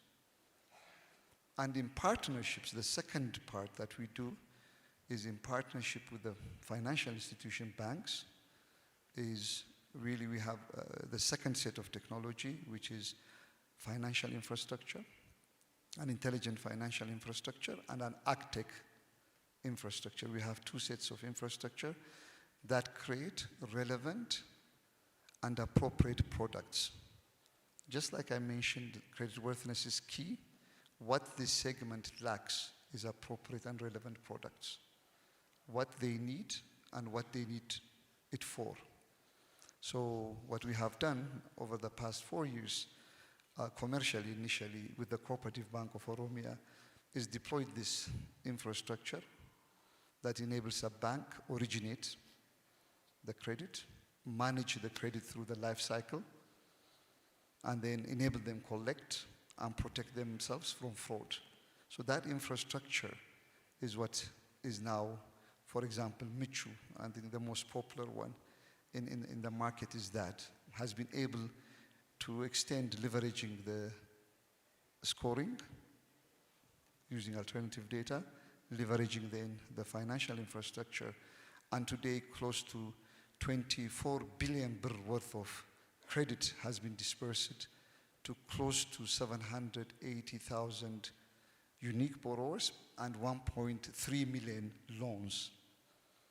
People that have never accessed credit are able now, and I give you 2 of my favorite anecdotes, is this lady that somewhere in the neighborhood of, I don't know if people know Hayalet Mazoria, used to have a coffee station underneath a building, and she was with her and some assistants selling coffee, and she started borrowing a Michu credit. And over the past 2 years, her credit now has reached close to 650,000 birr. 650,000 birr, and she has 3 locations of coffee stations and has employed 11 more people to serve those coffees, traditional Ethiopian coffee. So if you see this kind of stories, is what has happened in the past few years in Ethiopia. And key to it, to scale, is the DPIs. Without the DPIs, the scale will not be coming. I mean, we have reached to a maximum of, I think, 1 million borrowers this year. But if you want the gap of 4.2 billion dollar in Ethiopia, just in the MSME segment, and the 2.5 trillion birr in the agri-finance sector, cannot scale without the availability of the DPIs. But let's not forget, key to this change for us lies around 4 areas. The first area is an enabling regulatory and policy framework. In the absence of that, no innovation can come to fruition. We can have it in our labs, we can have it in our tech deployments, and we can play it with it around our neighborhoods, which has happening for a long time. But to go to this scale, that's the first key element. The second key element is partnerships. Whatever innovation happens, the financial institutions are the ones that are underwriting and need to underwrite it more to scale. So banks, I can tell you, if Cooperative Bank of Oromia, and I want to mention somebody, Atudaribe, did not believe 4 years ago in what we could do, today these stories that are told again and again would not have happened. Partnerships are key. Further partnerships are also as critical. 2 partnerships stand out for us. The MasterCard Foundation that also believed in the technologies that we have developed over the past 10 to 11 years. It's not something that happened overnight. It has taken us a 10-year journey for the technologies we have today. And the foundation has been enabling us and continue to enable us and innovate in the women's specific product. So if you see in the past 1 year, close to 285,000 women that has never borrowed, enterprises have borrowed because of the foundation. IFC, I think over the past 4 years, interchangeably between advisory support to help us think through the capacities that we need to develop, and these days through different mechanisms have been critical. So partnership is important. Financial institution partnership, development, and financial external. The third thing that is really important is, knowledge is limited, and forums like this are important. Only then can a universal exchange happen for people to understand what we do, what Yodahe does, what Idlabas does, and everybody do so. These are the 4 things. If I've taken time, sorry. Sure, thank you so much, and I think you've summed it well. I know we can listen to Kefia. I think you should write a book, right? That explains that journey, because it's really revolutionary and fantastic story to hear, particularly when you hear real stories of people whose lives are being transformed by these technologies and the use of digital. It makes a huge difference to the impact that we can create in the world. I know my time is almost there, 3 minutes, I think. So I just want one question from the audience. Just one, yeah. I know everyone is telling me one. If there's any one question to the panelists. Okay. Any question from the audience? If there's no question, then that's fantastic. Then I'll just give it to the panelists here. Just one bold, actionable idea that we should, as Ethiopia, take to drive DPI forward in the next 2 or 3 years to achieve a modern payment system. Just one, in a few seconds. Yeah, let me take this opportunity to talk. Earlier I talked about FIDA registrations and how we plan to reach 60, 70, 90 million people. But it's not only about registering, it's about making use of that data, connecting to Michu, connecting to ETSwitch. We've already done integrations with ETSwitch, for instance. We're hoping ETSwitch would be our authentication partner, basically offering electronic know your customer services to banks, to fintechs, to different wallets. We're also excited about the DPI layer is dynamic and each country can define its own. The Ethiopia stack doesn't have to look like the Ethiopia stack does not have to look like the India stack or Kenya stack. Everybody has to do their own. One thing we're excited to hopefully in the next, we have an upcoming international conference called ID for Africa next week. We're hoping to announce one product which would extend the usage of ID into e-services and into government credentials. It's a credential wallet. A lot of other countries are also implementing it. We think it's a good way of making sure that the issuer of a certain credential does not have to be there at the time of verification. making use of the digital signature or the public infrastructure that's already in place here in Ethiopia.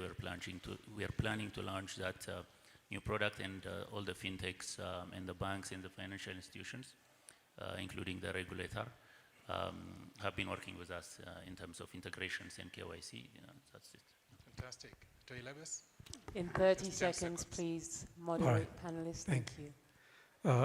Thank you. Just one, actually. We have discussed a lot on what we have, what we achieved, and we know what we lack, which is the data exchange component. So when we integrate these three, my wish for the 2030, that is establish a national digital service layer on top of the digital public infrastructure, which enables all and unifies all the players, that is enabling and using the service of the FIDA, financial services, and not only for the financial services, but also across all other sectors, agriculture, health, education, and that also enables the fintechs, the startups, the SMEs. So this unified system, which we can call the Ethiopia stack, realizing that will be the one bold action that we all have to work together. Thank you. Thank you. Ethiopian stack. Luz? Get these 70 million, 100 million people their unique IDs. It is fundamental for the ecosystem to work to have only a unique ID for everybody to be distinguished. Fantastic. I think when we were coming, you asked me what is new for 2025. And for us, Q3 will be invoice financing. We'll be issuing a new product for medium-sized enterprises to factor their account receivable, so they can finance their account receivable and their purchase orders. That's the one announcement that we have. The second is embedded finance. So we are now working with 4 fintechs to enable them provide financial services to their customer base. My one ask is for the central bank to continue on the path of the enabling regulatory environment, because that's key for any scale. Enabling regulatory environment. With that, ladies and gentlemen, let's give it applause to this panel, and thank you so much. Very much. Thank you as well. Let's continue to applaud this fantastic panel. I think we could have had a forum just on this subject. So let's stand forward at the front of the stage for the all-important photos to prove that you were all here. Photographer, please, if you could take the shot of the panelists before we let them go and move on. Whilst they're taking their photo, I want to remind everybody of the National Agri-Finance Implementation Roadmap, which was launched yesterday. There is a QR code available, which was shared yesterday, as well as the presentations from yesterday, which are all being loaded to the Ethiopia Finance Forum website and will be fully available by the end of the day. I've had a number of people asking me directly for the presentations and the QR code. Thank you very much for these panelists. Give them a round of applause. Digital Finance Frontiers Beyond Payments. Okay, I hope everybody's feeling energized still and ready to engage and listen to and participate in the next exciting session on a subject that truly impacts each and every one of us. Housing finance, enhancing financial sector support for home ownership in Ethiopia, a huge topic. Allow me to invite the moderator and panelists to the stage. Please welcome them as they come up. We have Enoch Asefa, who is the founder and managing partner of Precise. Please come up, Enoch. Giram Tesege, CEO of Go Bitok Bank. Gibson Mesapidza, Chief Business Officer, Shelter Afrique Development Bank. Please take a seat. Thank you very much.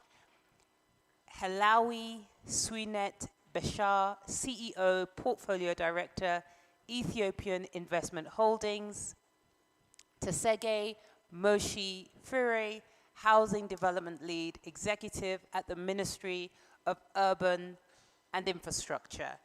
And to set the scene for this discussion on housing, allow me to invite Fortune Malama Mukuka, who is the Senior Operations Officer, Advisory Services, Housing Finance Lead at IFC. Please welcome Fortune as he comes up to the podium to set the tone for this very important discussion about housing. Please try to minimize your presentation. Thank you. Good morning, everyone. Thank you so much for having me this morning. I'm excited to be part of the conversation around housing finance.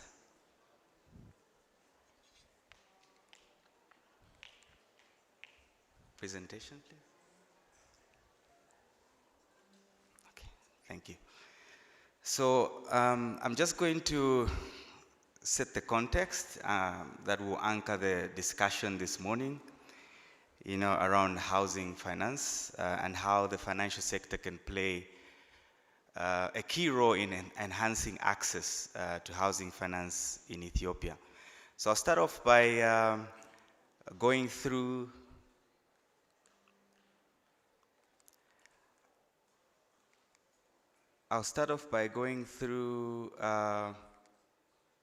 sorry if I can just get this right.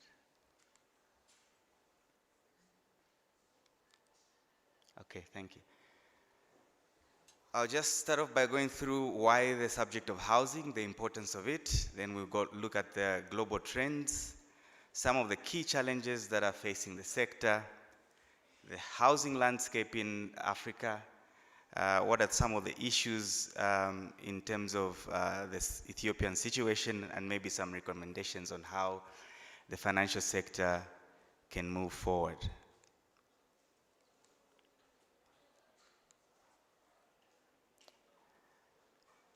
So why is housing important? I think it starts firstly at the basic household level in terms of social security and safety net. Providing that safety in terms of shelter is one of the basic needs of obviously human establishment. And the second thing is job creation. It's estimated that with every house that is built, about 5 jobs are created. So the impact you can imagine in terms of the impact of being able to actually provide housing, how that impacts job creation. So for every 1 million houses that are created, you are talking about at least maybe 5 million jobs. So very important in that respect. In terms of wealth creation, creating that store of wealth, and over time, mostly you will find that there's gains in terms of equity that is stored in the property, and therefore provides that opportunity to create wealth for the owners. Economic growth, another subsequent impact because of the related services that come with the provision of housing. Of course, I started by saying the social safety net that it provides, and it's been observed to be linked to many other SDGs, including better health outcomes, improved education, and contributing to the inclusion discussion around gender, better gender outcomes. And also when you talk about resilience and climate resilience, there's the energy efficiency conversation that comes to the table when you're doing green housing. What are some of the global trends that we have seen impacting and shaping the housing sector? Firstly, it's around urbanization.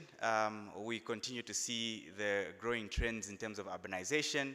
It is estimated that by 2050, at least 70% of the world's population will be living in urban centers, or in the cities, if you like. That puts pressure on infrastructure and ultimately also the challenge to provide adequate housing to the urban population. Also, we've seen that the rates of household formation are increasing nowadays with smaller families. Household formation increasing you know, households being formed at a faster rate, and therefore putting pressure in terms of the need for adequate housing. Alternative building technologies impacting how we deliver housing, you know, and make it more affordable for the majority of the populations across Africa. And then green resilience, I talked about the importance of locking in efficiencies in terms of energy, because we see that at least 20% of greenhouse gas emissions are actually caused by buildings. So the importance of green buildings cannot be underscored. Fintech also changing how we consume and distribute, mortgages. Some of these key stats, I won't go through all of them, but you can see them up there. Increasing demand in terms of the housing requirement itself. It's estimated at least 100,000 units are required on a daily basis to meet the actual need that we have. In terms of affordability, we find that 74% of people in the low-income countries are actually living below the $2 poverty line. And then we also have issues around land tenure across the continent, which are not, which are common across many developing countries. Yeah, so we have tenure insecurity in many places, which impact the way that housing finance is transacted. Obviously, you're talking about titling issues in terms of titling issues to facilitate transactions in the sector. Particularly in Africa, I think maybe just some additional highlights that may not have come out from the first context setting. Issues to do with the current level of penetration that we have in terms of access to housing finance. Less than 3% mostly is what we see across countries. When you compare the level of housing finance to the level of GDP across the markets, it's less than 3%. We have a large population that is informally employed, so we have more than 80% of the population in the continent being informally employed. We have a housing deficit that is in excess of 80 million units across the continent, and the financing need associated with that is about $1.7 trillion. In terms of an ideal housing finance system, we would like to see, obviously you've got push factors at the bottom, and then you've got the pull factors at the top. On the demand side, adequate income levels that will be able to support the acquisition of housing through housing finance systems and markets, underpinned by things like efficient capital markets that will allow for the raising of long-term financing that is required to actually be deployed in housing finance. Of course, you need to have a stable base of developers who are able to provide the housing supply that is required, at the right scale. An enabling environment, which includes the macroeconomic environment, issues to do with the legal environments that are supportive of being able to actually advance the housing finance agenda in the country. This is my second but last slide. Thank you. Thanks. I think just important points that I need to highlight from here is 3 buckets of recommendations around how we move forward as a sector. It's important to be able to have strong financial institutions, so the risk capacity, the focus on actually ensuring that the financial sector is resilient to be able to provide the solutions that are required. That's very important to build on. I think the second thing is innovation around products. We need to be able to actually, having understood the trends that we've just gone through, be able to design solutions that are actually relevant, that are actually speaking to the requirements of the market. Informality. Many of the population is informally employed. How do we actually design solutions that actually fit into that solution? I think I won't belabor the point on capital markets. Maybe the biggest point that I would like to leave is around how we mobilize ourselves in terms of creating mortgage refinancing facility windows that we have been involved in other countries as IFC and World Bank in terms of establishing, that will enable and deepen the liquidity in the market to be able to actually provide long-term financing to the sector, so that mortgages and housing finance structures and other instruments are able to be created. So I think at this point I will hand over to Enoch and the panel to carry forward the conversation, but thank you so much. Can you hear me? Yes. Thank you. Good morning, everyone. I have a bone to pick with the organizers. I think Fortune deserved at least 45 minutes. I've seen the deck, and the deck was fantastic. So we'll try to do our best to cover some of that ground as well. Some of the statistics he mentioned are really mind-boggling. Over 1 billion people living in formal settlements, and the number is projected to double by 2030. That's quite a lot. And when it comes to Ethiopia, why we're here today? Mind you, we're the second largest country in Africa, 120 to 130 million people. We have a 6 million housing deficit. This is coming out of the study. And most importantly, for this panel, 0.4% mortgage to GDP penetration. 0.4% mortgage to GDP penetration. And apparently the average across Africa is 8%. This tells us we have quite a long way to go. It tells us also that the problem is systemic. It's not just incidental. So my first question, and I have a fantastic panel here to do it with. My first question will go to Groom, who is the CEO of Go Betoch Bank, which you all know is working on pioneering mortgage products in the country. So Groom, my question, 0.4% of GDP, very low. What's stopping you from giving out loans left and right? Thank you, Enoch. Maybe we are talking about housing finance in Ethiopia, where we don't have any mortgage bank in the country. That's one of the tricks here. And as a background, we need to understand that. I thought you were a mortgage bank. That's why I'm talking this. Therefore, we're talking about commercial banks in Ethiopia. We are actually, our name, Betoch, connotes that we are a mortgage bank, but officially we are a commercial bank. The point is, we have this name because our promoters have this ambition of solving housing problems in Ethiopia. But we cannot live up to our name because of various reasons. And one of the key barriers, as I said, we are referring to commercial banks in the country now. One of the key barriers is absence of long-term funding. That's a critical one.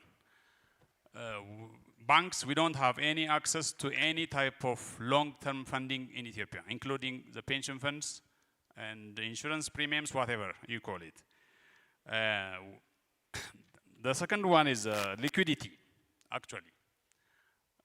As I said, even if we don't have, we have this long-term fund on board, partly because long terms are generally considered by commercial banks as extremely risky, because they have to stay there for 20 years, 25 years, and so.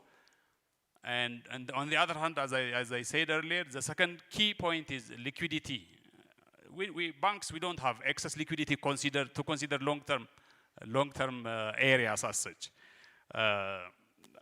Maybe I can explain it from this side. People who know me around, even today, this morning, are asking me, oh, are you in the housing business? Oh, we were coming tomorrow. Please don't come, I say.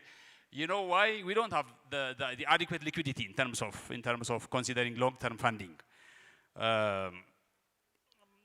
Banks typically prefer short-term because they have short-term funding, because they have short-term retail customer deposits, which they cannot channel it to long-term loans because it creates actually maturity mismatch at the end of the day. Because of this, we prefer short-term loans in general. If you can mobilize deposit at 7%, you can simply go to the money market, which is highly starved, give them for 7 days, and with zero risk, you can get something like 17, 18%. Yesterday, the governor was encouraging us to, each of us actually, to go into the buying treasury bills because the rates are high. See, the trend is to focus on short-term loans. The demand for short-term loan is very, very high in Ethiopia. The exporters, the importers, the traders, everybody is knocking our doors because the demand has never been satisfied maybe over the last 10 years, I could say. Because of this, commercial banks would not dare to go into long-term funding. That's a key part, the second one. Maybe some other small reasons. The central bank has this directive stating that long-term loan portfolio should not be more than 20% of the total portfolio. Okay. Even if we get the long-term funding, this could be a barrier, of course. If we get the fund, I believe it's possible to go back and talk to the central bank to explain and justify this. And borrowing from abroad is also not easy for this type of purpose. Of course, banks can borrow from abroad, but the purpose of this borrowing is very, very limited. That is only to be channeled to exporters, so exporters can develop themselves, whatever, and then export and give you back in foreign exchange, so you can pay back in foreign exchange. We cannot bring foreign exchange from abroad and then use it for mortgage loans. This can be some of the reasons why mortgage products are not as expected in the market. Thank you. Thank you, Ato Groom. I think that was very succinct, and I can relate to that. Yes, short-term money, you cannot lend it out long-term. So that conundrum is the problem for our country. Luckily, we have another panelist here, Gibson. Gibson Mafiza, who's the Chief Business Officer from Shelter Afrique Development Bank. It's a development bank that works in this sector. You have a lot of experience providing long-term liquidity, not only for banks, but also for helping to set up institutions like mortgage refinance facilities across the continent, like Kenya, Nigeria, West Africa. What are your thoughts on the problem in Ethiopia? But more importantly, we can move the conversation towards a solution. What do you think is a possible solution for us here in Ethiopia? In terms of housing finance. So the first one is FIG, Financial Institutions Group. What we essentially do, we very much understand that commercial banks' appetite for housing finance is low, as you have said. So what we do is we avail lines of credit to commercial banks, and the purpose of that package is really to originate mainly mortgaging. So that's what we do primarily under FIG. Of course, we also support rental housing. I think it's important to know that across Africa, 72% of people living in urban areas are living in rental housing. We also support rent to own and trade finance. Our next vertical, second, is project finance. Yes, Groom have really spoken around the demand side of housing. We look at housing as a value chain, supply side, and also demand side. So our FIG is very much focused on the demand side. And our PFG, Project Finance Group, is focused on the supply side, where traditionally we finance developers for them to develop houses and then deliver them into the market for sale. Under that, we also do corporate finance. We have identified EPCs across Africa, about 8 of them. Hassan Alam, Egypt, Mixture, Nigeria, so they cover regions.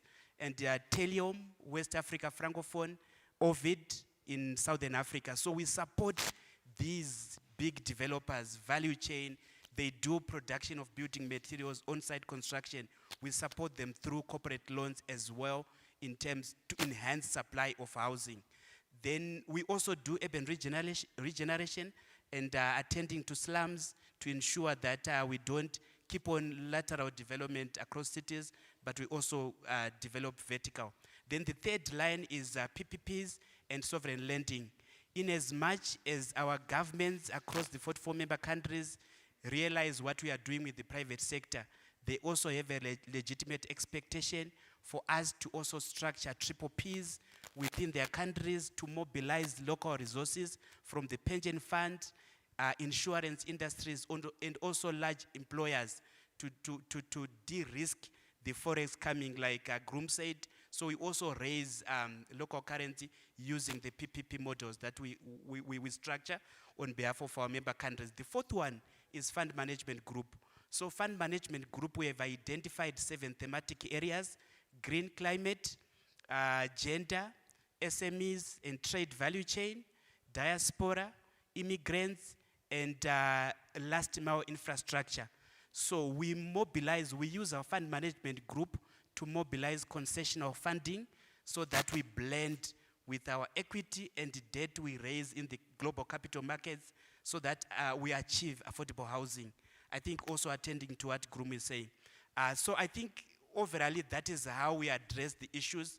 Very happy. I think I just want to put some numbers into context here, which Fortune managed to do very well. So when you look at Ethiopia, the current population is 125 million. Of that, 28 million is living in the urban areas, meaning that the urbanized population is 22%. The average for Africa is 47. So, and the current urbanization rate of Ethiopia is 4.7%, which is higher than Africa average at 3.1. So what it means going forward is more has to be done in country, both on the supply side and also on the demand side. What we have also done, Henok, you spoke to it, we have, working with the World Bank and IFC, we have helped formulate Tanzania Mortgage Refinancing Company, Kenya Mortgage Refinancing Company, Nigeria Mortgage Refinancing Company, and also CRRH in West Africa, Francophone.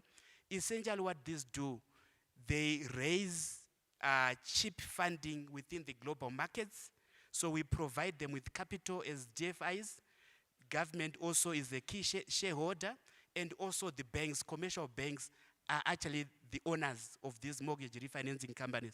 They raise cheap funding, and they then deploy to commercial banks at competitive rates to ensure that they also originate the mortgage books. So this beginning is they really buy the mortgage books of all the commercial banks, giving them back liquidity so that they can also underwrite more. And for us, that is the key value proposition to Ethiopia. Thank you very much. Thank you, Gibson. I didn't want to interrupt, but I was given strict instructions for everybody to be on point.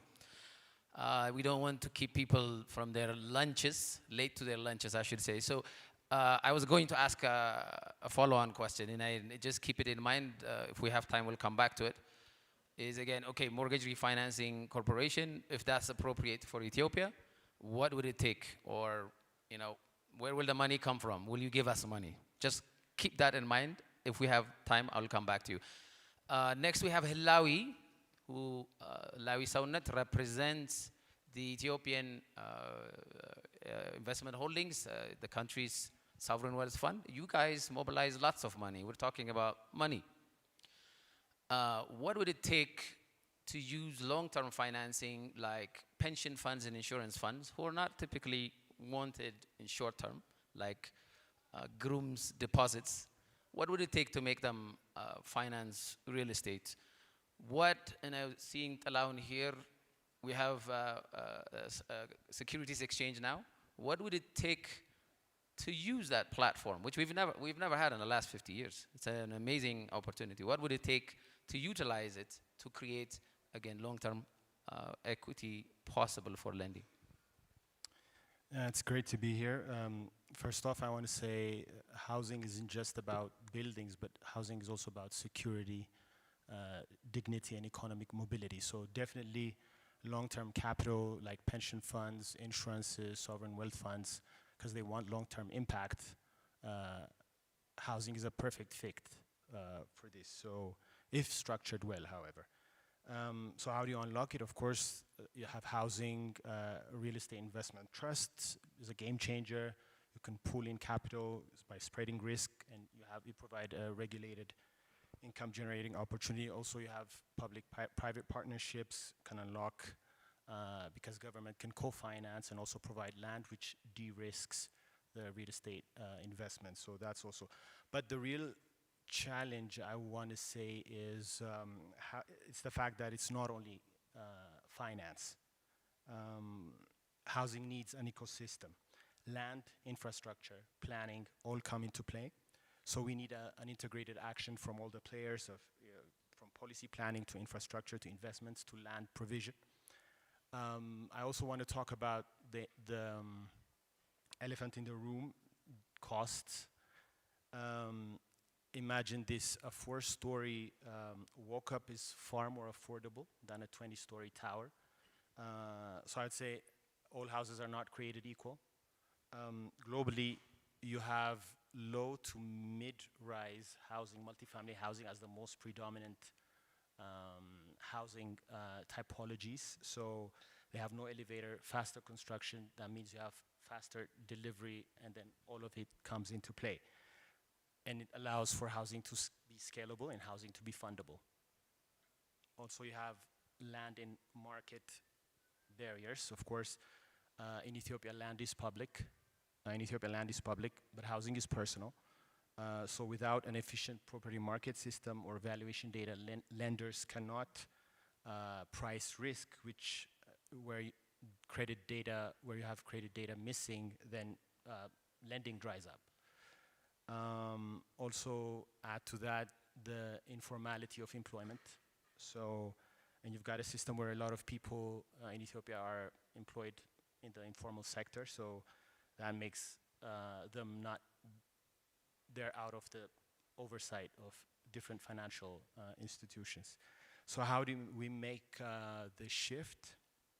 I would say product innovation. In the infrastructure side, you have government can provide trunk infrastructure, you have incremental housing, and through smart zoning, you can provide solutions. Banks can also design housing loans specifically tailored to the target market. Microfinance comes into play.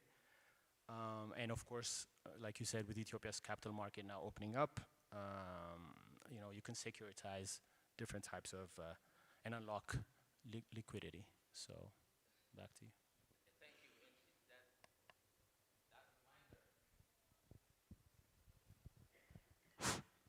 That reminder, the housing, housing is a livelihood. I think sometimes we forget, we think it's a form of financing. That's a very important point. And also informal earners, which is most of us here in Ethiopia. I like to appreciate that point. And again, if we have time, I'm going to come back to you. But this microfinance idea you just raised, how do you help finance informal earners? I mean, some of whom actually make more money than salaried people.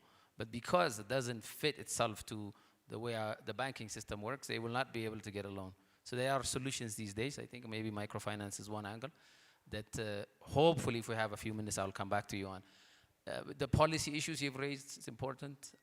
So we have Ato Tsaggaye from the Ministry of Housing and Urban Development. Again, we're lucky to have him because policy obviously means a lot because it is the backdrop for everything. It incentivizes or aligns the right activities and the right things we want and disincentivizes others. So question to you, Ato Tsaggaye. What would it take to get the mortgage financing happening in terms of policy? The issue of land was raised again. So the banks, this could become an issue down the line if we want to go beyond 0.4% of GDP mortgage. So what are the things that we can do? What are the things that your ministry is doing to overcome so that mortgage financing is more available? Okay, thank you very much. Before I directly go to housing finance, let me say something about the whole feature of housing, and we need to give emphasis to the housing policy. As the presenter clearly put it, housing plays a very crucial socio-economic role. So in order to put the right housing policy in place is very important. So first of all, we need to understand the level of urbanization, the rate of urbanization, and such type of things are very important. And the presenter explained it. I don't want to go to that point. So the issue is there, the problem is there. So we are not simply independently solve the housing finance. Rather, we need to see the housing policy of the country. Formerly, the housing policy is mainly focused on government-led housing policy. It is believed that the government is expected to provide housing for each and every citizen in the country, and that is very difficult. So nowadays we are shifting from government-led housing into private-led housing. This by itself brings finance and technology. My friend from Shelter Africa also explained it. There is what we call it PPP modality, public-private partnership modality. So following the economic reform in our country, we already established what we call it PPP modality, public-private modality. There is a legal framework and we are working on that. So the private sector is expected to bring finance and technology and the government provide land. This is one way of solving the financial problem, especially from the supply side. When we come to the demand side, we need to have what we call it well-established and sustainable housing finance system is expected in our country. In order to do this, there are different mechanisms, and we already conducted a very detailed study, and we already prepared a legal framework, a draft legal framework. Maybe in the near future we will discuss on the legal framework with the financial sector. And the potential sources are the employers and employees are expected to save some amount of their monthly salary. For instance, if you go to Kenya, 1.5% from the employer and 1.5% from the employee. So we are using this system as well. So this is one source of finance. First, we need to pool the financial sources. What are the potential financial sources? First, we need to have a fund. And the second point is we need to administer the fund properly. So what are the potential financial sources? As I told you, employers and employees. My friend Henok and my friend from Investment Commission raised informal sector. In the informal sectors, they are also possible to save 3%. Let's say for government workers, for former workers, they are expected to save 1.5% from the employee and 1.5% from the employer. Informal sectors, those who participate in the informal sector, they can save 3% and they can use the money from the fund. So it is possible to include the people who are spending their time or their life in what we call it informal sector. And you know that most of the people in our country also reliant, so this is a very important point. This is one point, but this is not the only one.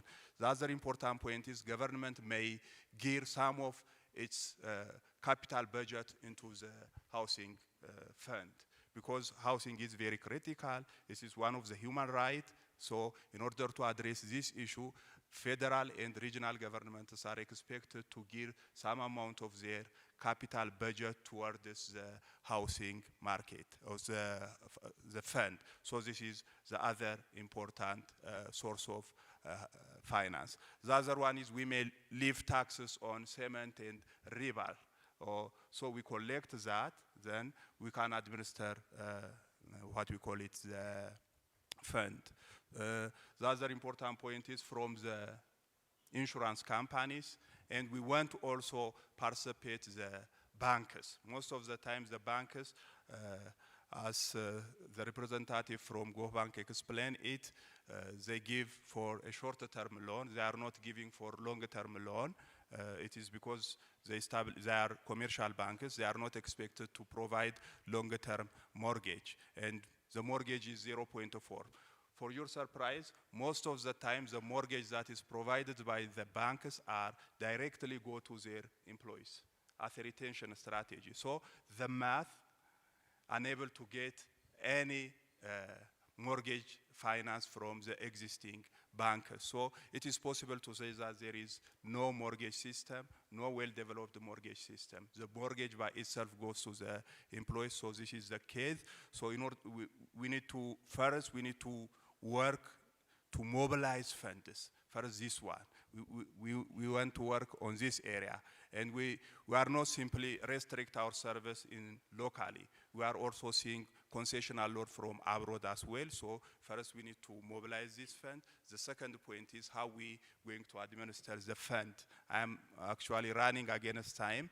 Our moderator are somewhat serious against time, so that I am running against time.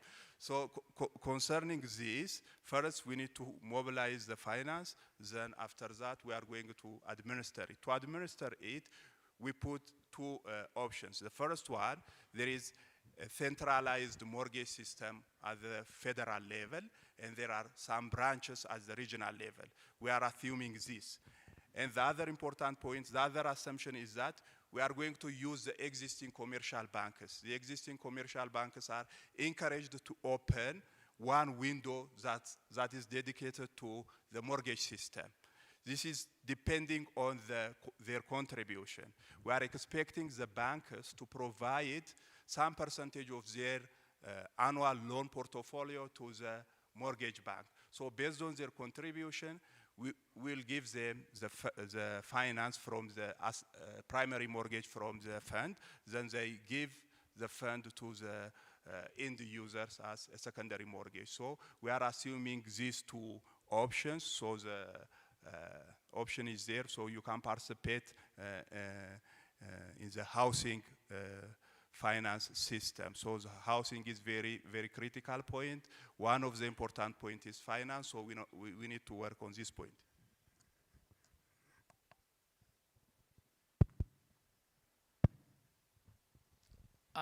Thank you, Ato Tsagay. It was on time, and I think it was a lot of good points made.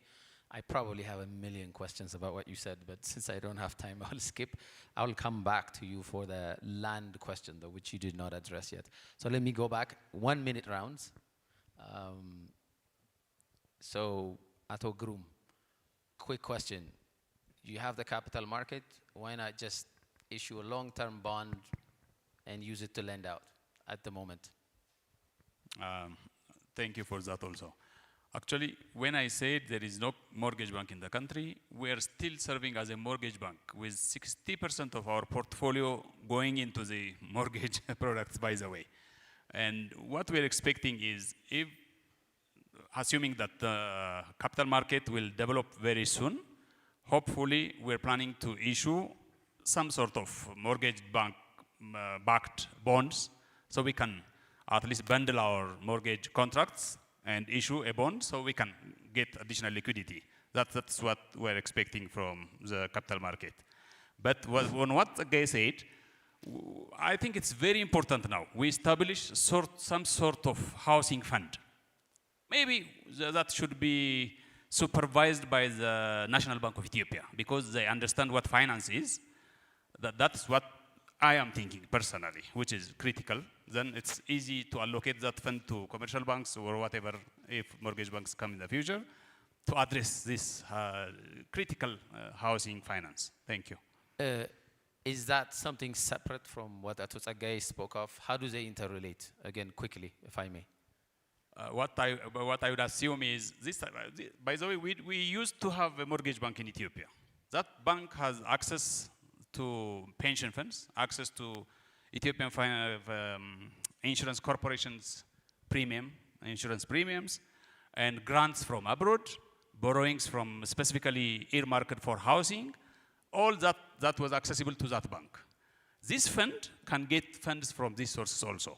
Maybe I would like also to say the banks, Paul is not here, KCB is coming, for example, and Bank of Africa is coming, for example. When they come, it's better they also consider this. Come with some sort of long-term funding so they can address this very high demand in the market. The non-performing loan for mortgages is almost zero. You can see the demand is high, the quality is good. It's a place to, and Shelter Africa also. My friend is here. It's high time that you consider all this. Thank you. Okay, Gibson. Yeah, you are the money. You're the guy with the money. Can you make it rain? So thank you very much. Thank you very much, Enoch. I just want to link up things here so that we see where the money is. So your question is, where's the money? As long as it's in 60 seconds, yes. Yes, I'll do that in 1 minute. So when you look at the mortgage penetration rate of 0.38% and a GDP of over 100 billion, which is top 5 in Africa, what it means is only 0.38% of the GDP is going towards housing. So the money is there in the GDP. and you ask the mortgage refinancing company where they're going to get the capital. So I will just itemize. So their core capital, which is equity, is coming from the commercial banks, who are the primary owners of mortgage refinancing company. Government can also invest. DFIs like ourselves who also invest. Then they use the core capital to get subordinated debt from DFIs, World Bank. I think in the past, as I've said, for what we have done, Short Africa World Bank also put subordinated debt. They then also have the corporate bonds. They then issue the corporate bonds to raise funding from pension funds from that GDP. So they are trying to tap into the GDP through using corporate bonds. But I also want to say in the 10 seconds remaining, the value proposition, or what we think are the solutions around Ethiopia, and really based on experience learned across Africa for 44 years. The first one is to design an Ethiopia housing program. And the second one is mortgage refinancing companies, then also the structuring of triple Ps. What he is trying to say is we need to create an enabling environment where private sector look at housing and say it's an avenue to do good, but also doing well, because they are holding fiduciary money. They also need reasonable returns. Thank you very much. Thank you, Gibson. I think we could spend the whole afternoon with you and not enough. Hilawi, Ethiopia is, most Ethiopians are informal earners. A small farmer, a shopkeeper, somebody who drives ride for a living, irregular incomes. So you mentioned there are some solutions. 60 seconds, if you can just go a little bit deeper in the microfinance perhaps. Yes, there are solutions. I mean, I would see it in two folds. This is one market, but also we have to expand the products. We have to reach different customers and different residents in different small towns. So it requires an inclusive, a comprehensive kind of approach, where I would see a task force being set from different sectors, like financial institutions, like the Ministry of Urban Planning, in different sectors from the private sector, coming together and really looking at these reforms in a more comprehensive way would be the first action step I see going forward, so that we can include microfinances and also rural inhabitants that are transitioning into the urban space. Thank you. Important, I think I keep re-emphasizing, because we should not be making mortgage products for just a few of us living here in Addis. Tosage, I suppose the land question I was asking. So everyone mentioned or insinuated that this is an ecosystem issue. So there's supply side issues as well. And land is one area, but there are many other supply side issues. So 60 seconds if you want to say something about, I mean, like, formalization of land by itself is a big issue. Not even insinuating a constitutional topic here. Okay, thank you very much. I think land is a very sensitive issue, as we all know, and we are providing the land to the private sectors and the individuals who are going to construct their own houses. These days there are some changes, as you know, there are some changes. In our lease proclamation, we already put that from the lands that cities are expected to provide, they are expected to put at least 30% of the land should go to the housing development. So this is a big issue. So investors and others can participate in the urban centers. They can get land in such a way. The other important point is there is also what formerly we will have only two land provision mechanisms: land allocation and auction. But these days, there is also what we call it negotiation. We put what we call it PPP. When we apply this PPP, we negotiate with the private sector in order to give the land. So cities have this right these days. So the government is nowadays open the market to the private sector. So this is the important point. Not only this one, but there is also, regarding land, we need to register each and every parcel of the land in the country. Nearly there are 6.6 million parcels in the country. Currently, we register 27% of the land. Not only registration, but we are also valuing the land. That is where you, the financial sector, going to provide finance to the individuals, because after registration and valuation, every individual knows the value of the property. So it is very simple in order to provide what we call it finance. So regarding land, it is a big issue, so we may discuss in detail with some other time.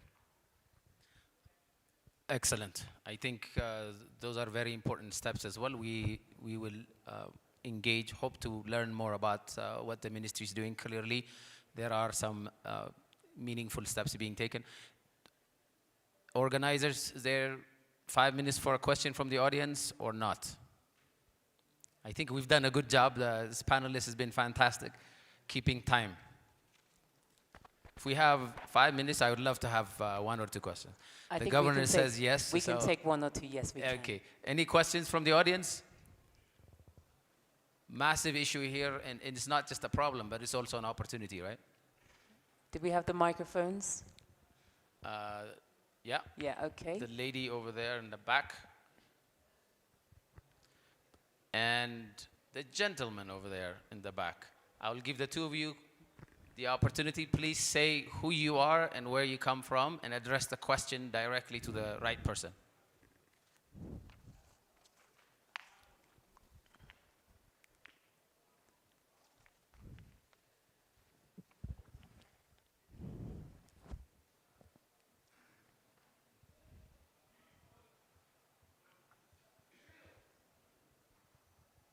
We have a microphone problems. Okay. And be 30 seconds, please.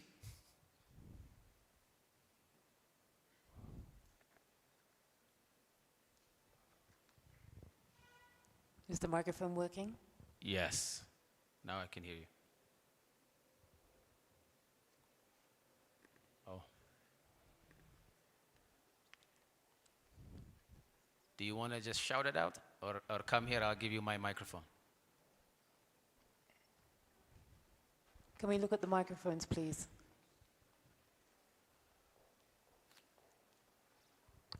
Thank you. My question is directed at Shelter Afrique.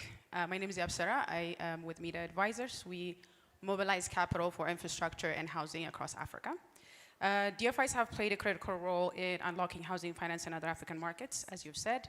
In Ethiopia, the challenges exist in both the supply and the demand side, as all our panelists have mentioned. I want to know, what does it take for Ethiopia to access the different products that you've been able to unlock in different African countries?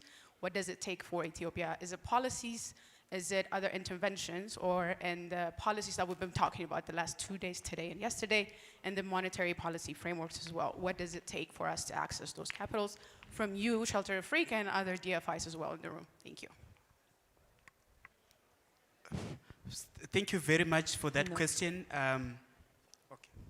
Good morning. Thank you. My name is Mahadar Gabarabedin. I'm an architect. I just want to, it doesn't necessarily go to the panel, but the idea is that one way or another, let's assume that the finances will come. But like Lawi said, housing is not only providing houses. It has infrastructure. There are other industries that will be touched. The finances that we are going to bring in with whatever method that we are going to do are going to be shipped out, because the construction industry is highly dependent on imported materials. From almost, if I can just a number, between 70 to 80% of units of a product are imported. So the finance that is coming is somehow flying back again. So I'm really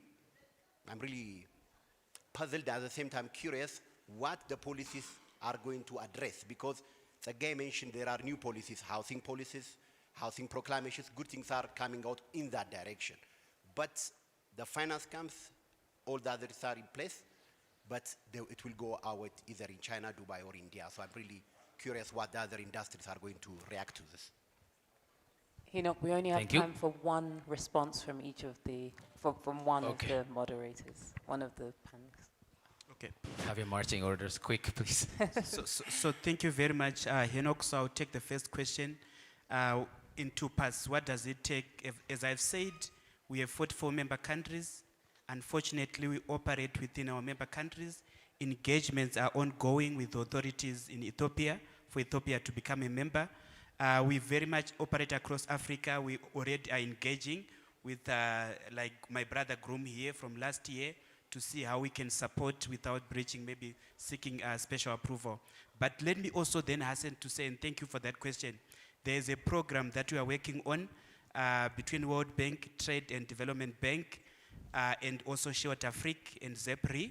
It's called GRID, Green Resilience Inclusive Housing De-risking Facility. We have phase 1 is 6 countries. Ethiopia is one of the 6 countries. So we'll be reaching out going forward to say, in as much as you are still going to become a member, but in the meantime, we can actually work with Ethiopia, especially developers, those who are pursuing green housing projects. Thank you very much. Great. I was going to go to Sergey, but I guess, okay, just complement that very quickly, please. Just a point to emphasize what Gibson was saying, maybe to emphasize this to the governor here. We have a very long discussion, detailed discussion with Shelter Afrique, but the key part is Shelter Afrique, as a country, Ethiopia is not member of Shelter Afrique so far.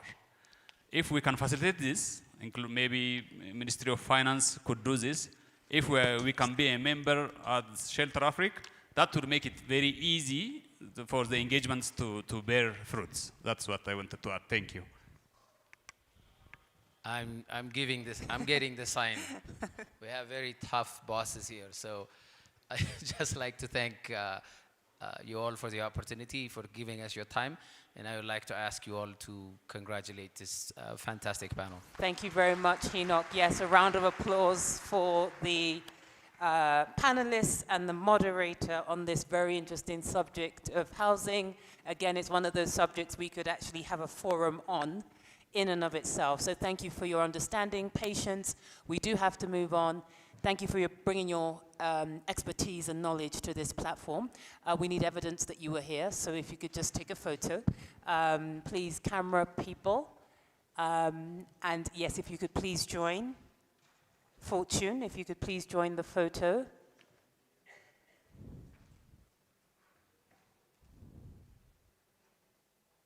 Great. Thank you very much. Please give them a round of applause as they leave the stage. Okay, we are moving on with the agenda, and what has been so fantastic about this forum so far is that it has been peppered with interesting discussions and conversations, but also some significant agreements and partnerships that have been formed while we've been here. So I want to take this opportunity to interrupt slightly the schedule.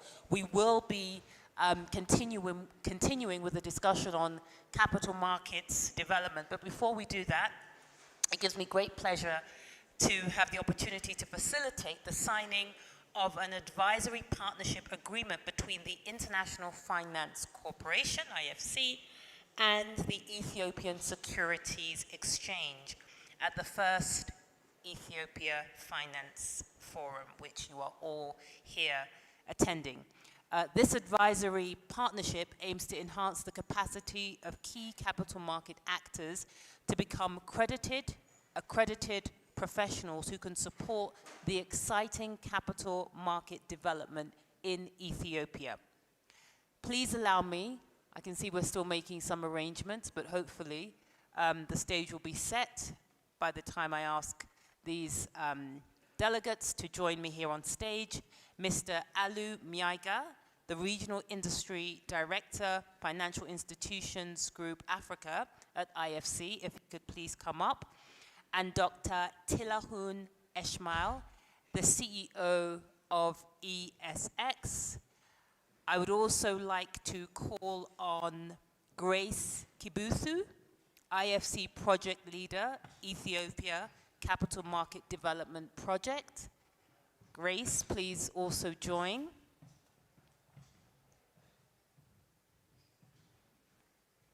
To officially sign the advisory agreement, please.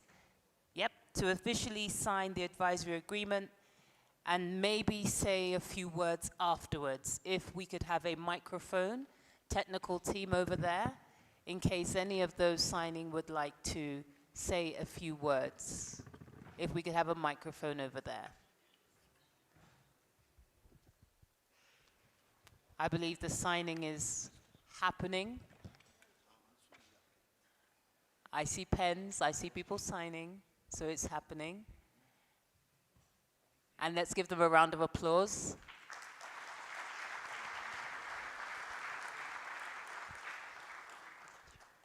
And I want to give the opportunity for those on stage to maybe say a few words. If we could have a microphone over there. Thank you very much. I go first. Please introduce yourself again, if you don't mind. Thank you very much. Again, this is another milestone in our engagement with the financial sector in Ethiopia. We have been working with the National Bank of Ethiopia for a longer time. And then we also have an engagement with ECMA, which is the Ethiopian Capital Market Authority. And this is the third one in the line with ESX. Like I said yesterday, I think investment is very important, but I believe governance and capacity are equally and sometimes even more important. So capacity building for the sector is really a key focus of IFC, and we are very happy to, to be signing this agreement with ESX, and congratulate Tilahun for all the great work he has done at ESX. Thank you. Thank you very much. A round of applause. Thank you, Aliyu, and for all the IFC team for making this happen. Practically, this is actually a support to the financial sector because the banks haven't yet set up a dealers association. ESX is perhaps playing this role. The whole objective of the project is to train front office, middle office, and back office officers, and training the first Ethiopian traders and dealers that have been operating the interbank money market and down the line on FX and other date markets. So the entire financial support is going directly to the banks, and on your behalf, I'll thank Aliyu and his team for all the support so far. Thank you very much. Great, thank you very much. Thank you so much. I think we are done with the signing. We'd like to have a photo over here, if that's okay, right at the center of the stage, where it's nice and clear. If you could come over here. I think you're being joined by some colleagues on stage to take this photo. So those who are joining the photo, please do come up as efficiently as you can. I'm going to ask the photographers to be ready, and let's take the photo. Big smiles. Great. Thank you very much. Give them a round of applause, everybody. And congratulations. A large congratulations, a huge congratulations. Okay, great. Thank you so much. I think you can leave the stage for now, though I know you are coming back in a moment, so don't go too far. All right, so we're going to move on now. That was super exciting, and again, congratulations on that. We're now moving on to the panel discussion before lunch. These are the people keeping you between lunch and their discussion. So let's have it as fast as possible. As quickly as possible, but of course we'll give them the necessary and ample time to delve into this very important subject of capital markets development. I would like to invite the moderator for the session, Dr. Naul Adisu, who is the advisor at the National Bank of Ethiopia. I'm sure he's not the only advisor. Gökhan Kont, Investment Manager at IFC. If you could please welcome them as they come up so that they feel encouraged. Sunil Benimadhu, Chief Executive, Stock Exchange of Mauritius. If you could please join us on stage.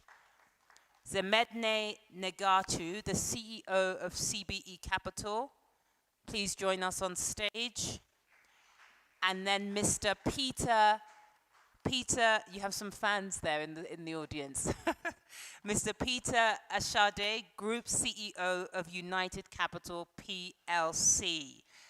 To set the stage and the scene for this, I have to ask Tilahun Kasahun, who just left the stage, to come back on, please, if you don't mind. Thank you very much. You went for a short walk there, now you're back. Thank you very much. He's the CEO of Ethiopian Securities Exchange, and he will be presenting for us. Thank you so much. Thank you. Sorry, this feels like the worst possible time to make a presentation, but I'll make it quick. And this was not on purpose, and I didn't really know our event is actually just before lunch. And the analogy that I wanted to use was about capital markets more or less looking like food courts. And the idea is obviously expanding the menu of available saving and investment options for both investors and issuers. And I think until now we had a very limited menu, or in the food court, very limited stalls. And that demand perhaps is there for all of us sort of to notice. And to just expand this menu, the past 2 years, we came up with the first legal instruments, a regulator was set up, a securities exchange was set up with the support of government and so many of you in this room, the banking sector, the insurance sector investing, and obviously the development partners. We set up the first central securities depository under the National Bank of Ethiopia. The first licensed investment banks were also put into the market this year. Just this week, Wagagan Bank became the first trading member of the Ethiopian Securities Exchange. And as you must have heard from Governor and the State Minister, down the line, then the products are going to come. We're going to have the first treasury bills listed on the exchange, and together with Wagagan Bank, which is also listed on the exchange now, we will see more listed companies coming to the market. And I think this analogy would have been really nice if we had time. And until now, we were perhaps, cooking in the kitchen. Maybe next.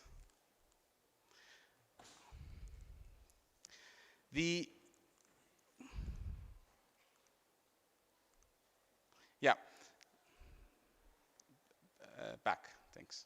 So in this menu, and this is perhaps a very small portion of the menu, you will have products that are coming through the exchange. For instance, in the equity markets, we expect majority, if not all, of the banks and insurance companies to come and list on the equity market. And for investors, they will have a choice between investing on equity, investing on debt, or investing in REITs. And then perhaps that's really the key role of capital markets, their role in terms of transforming some of the challenges of the traditional banking sector. You will have, obviously, in this menu and in this food court, in the interest of time, I'll just go to the next slide. Thanks. In this court, there is also both complementarity and competition. And I'm just trying to show here a data from the United States, where in this bar graph, you'll see more than, I would say, 65% of US non-financial institutions collecting or mobilizing finance through the capital markets rather than the banking sector.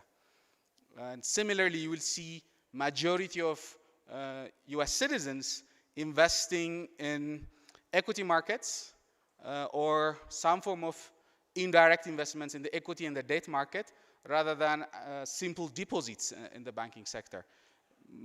More than 100 million US citizens invest in or participate in the capital markets.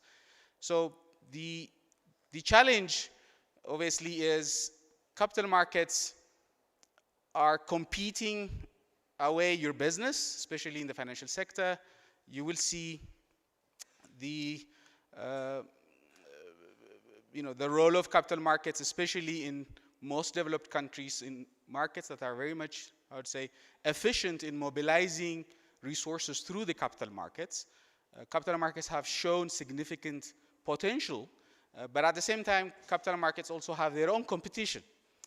These two graphs shows you two things. One, equity market capitalization in the world have significantly grown, both in Africa or the rest of the world.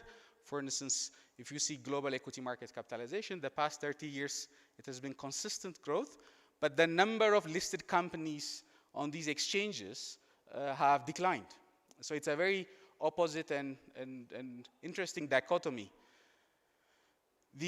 Perhaps the reason is we have investors or saving growing, but not so much companies that are either coming to the capital market, or the ability of businesses to come to capital markets has declined. So every day there is, I would say, a delisting that you will hear from many of the exchanges, including those in Africa. If you see JSE and GX, but also in New York, you will see fewer and fewer companies capitalizing, while the numbers are declining. And this, I think, is also a challenge to the existing financial sector. So in a way, I think the message that I really wanted to leave, perhaps a good material for the panel, is to picture capital markets not as a panacea to existing financial sector challenges, but perhaps as imperfect alternatives. And in that imperfectness, they share many of the challenges, the frictions that financial sector has, which is, information asymmetry, cost, timeliness, also exist in the capital market space. And to the extent one of them competes to alleviate these frictions faster and quickly, then they would kind of, win that competition in providing finance. So for instance, if it takes a particular company 2 months, 3 months to get, I would say, short-term finance through the banking channel, but if it's easier to raise the same amount of finance cheaply, but faster through commercial papers, then banks, for the first time, you will see this competition coming from capital markets. So in a sense, that our ability to alleviate these frictions is really what determines which of these instruments will be more or less successful. And for that, you have to understand they also complement, but also compete. And I'll give one more example in terms of saving mobilization. Down the line, you will see many of the banks setting up the first money market funds and the first fixed income funds. So in a way, that fund would mobilize more money if they are efficient and competitive, and they are providing returns, more money for Groom from Go Beitouch Bank to get perhaps investors to his bond. In that sense, then, essentially, the job of, I would say, conferences like this and forums like this is to pick on the source of those frictions and challenge those frictions. And it's good, I would say, in a forum like this, also to learn from the successes of the other sector, right? So many of the, I would say, the developments and the reforms that we've seen in the financial sector are very much, anchors to the growth of the capital markets. If there was no national ID or payment interoperability or mobile payments were not that easy, then a money market fund cannot set up his fund very easily on our mobile phones. So in a way, the learnings from the financial sector will significantly help capital markets to leapfrog, but at the same time help then capital markets to contribute to alleviating the gaps in the financial sector. So overall, the message is we're all in the same boat vis-a-vis these frictions, and I think this is perhaps the takeaway from discussions like this. And thank you very much.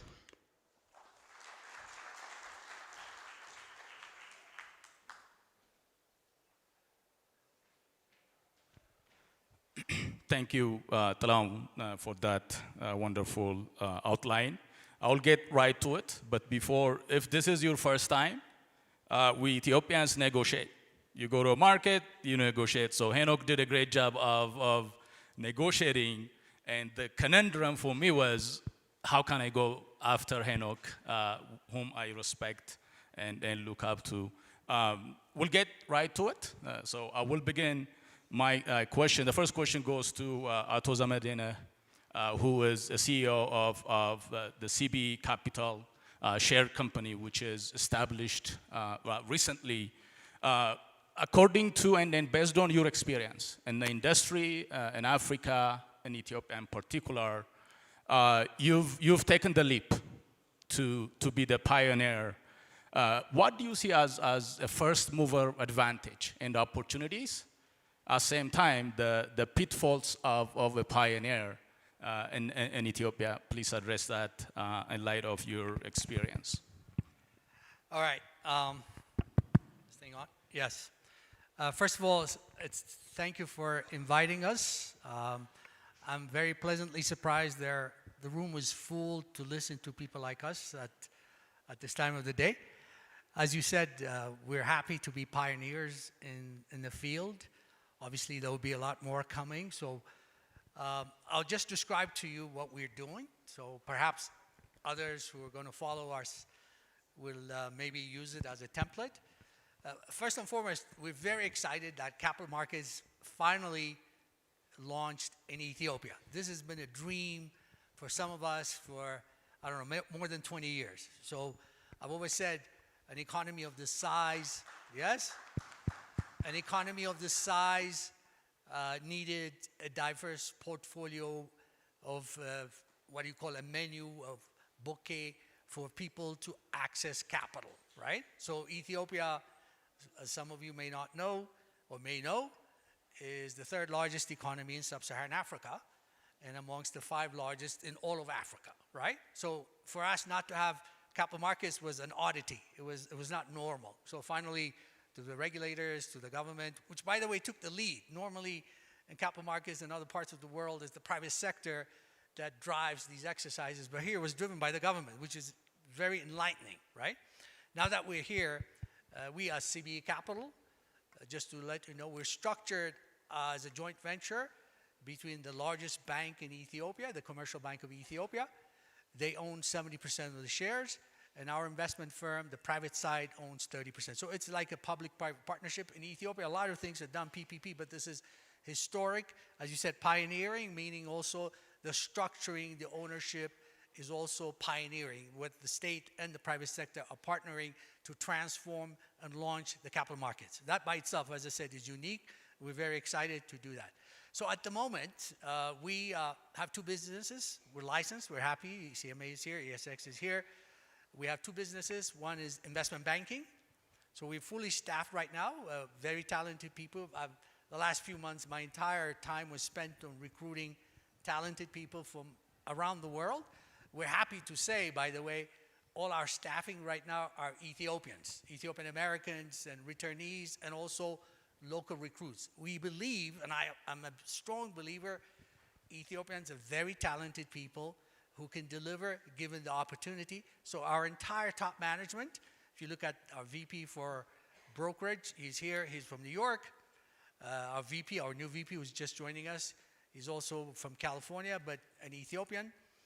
The head of our technology is from Atlanta. The head of our HR is from the US. But these are Ethiopians who understand not only the local culture, but have global experience. And that's how we intend to run the business. When you ask me, pioneering means local capacity building. So we'll be doing the normal things that investment banks, whether it's Goldman Sachs or Morgan Stanley does, but in an Ethiopian and African context. So part of our job is capacity building, not only internally, but also educating the public what it means to do investments in capital markets, which is completely different. So I'm spending a lot of time, our staff is spending a lot of time educating the public, okay? So this is part of what we call the pioneering, and very soon we'll be going into the asset management, the wealth management business, the custodial business. Again, we're also, the big part of our strategy, and I saw a lot of tech talk here, which makes me very happy. Our entire business is AI enabled. From the basics, writing minutes, to the way our brokerage, our investment bank is run is truly, if you come to our offices, there's no paper whatsoever. So unlike others, one of the advantages you asked me as being a latecomer is we learn from others. We have no legacy systems to protect. We have no paperwork to protect. Even ESX is fully electronic. So our entire trading platform is electronic. So technology for us is core and center of what we do here, okay? And we also, as pioneers, and I'm happy to say, I got I have something to announce, which is very exciting because we believe in partnership, global partnerships. I'm happy to say our partner here, Peter, UBA, UBA Bank Group, United Capital, we've signed an agreement, a strategic partnership agreement, where we partner with them in staff resourcing, technology, standard operating procedures, and others. So we will go to market together. And the best part of it is we're not only focused on the Ethiopian market.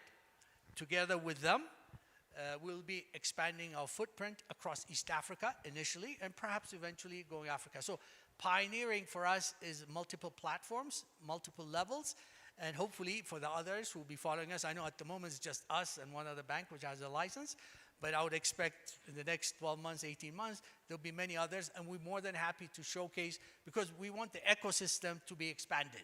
I don't want to be trading with just myself, okay? I want counterparties, so we'll be happy to work with others and how we got to this point. But in summary, this is where we are. Thank you. Thank you.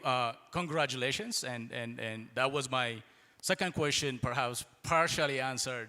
Again, congratulations. From leap to leapfrogging, right? Directly going to electronic, directly going to AI, without going through the process and the evolution other markets have done is an opportunity. Peter, my second question was, Zamadene took a leap.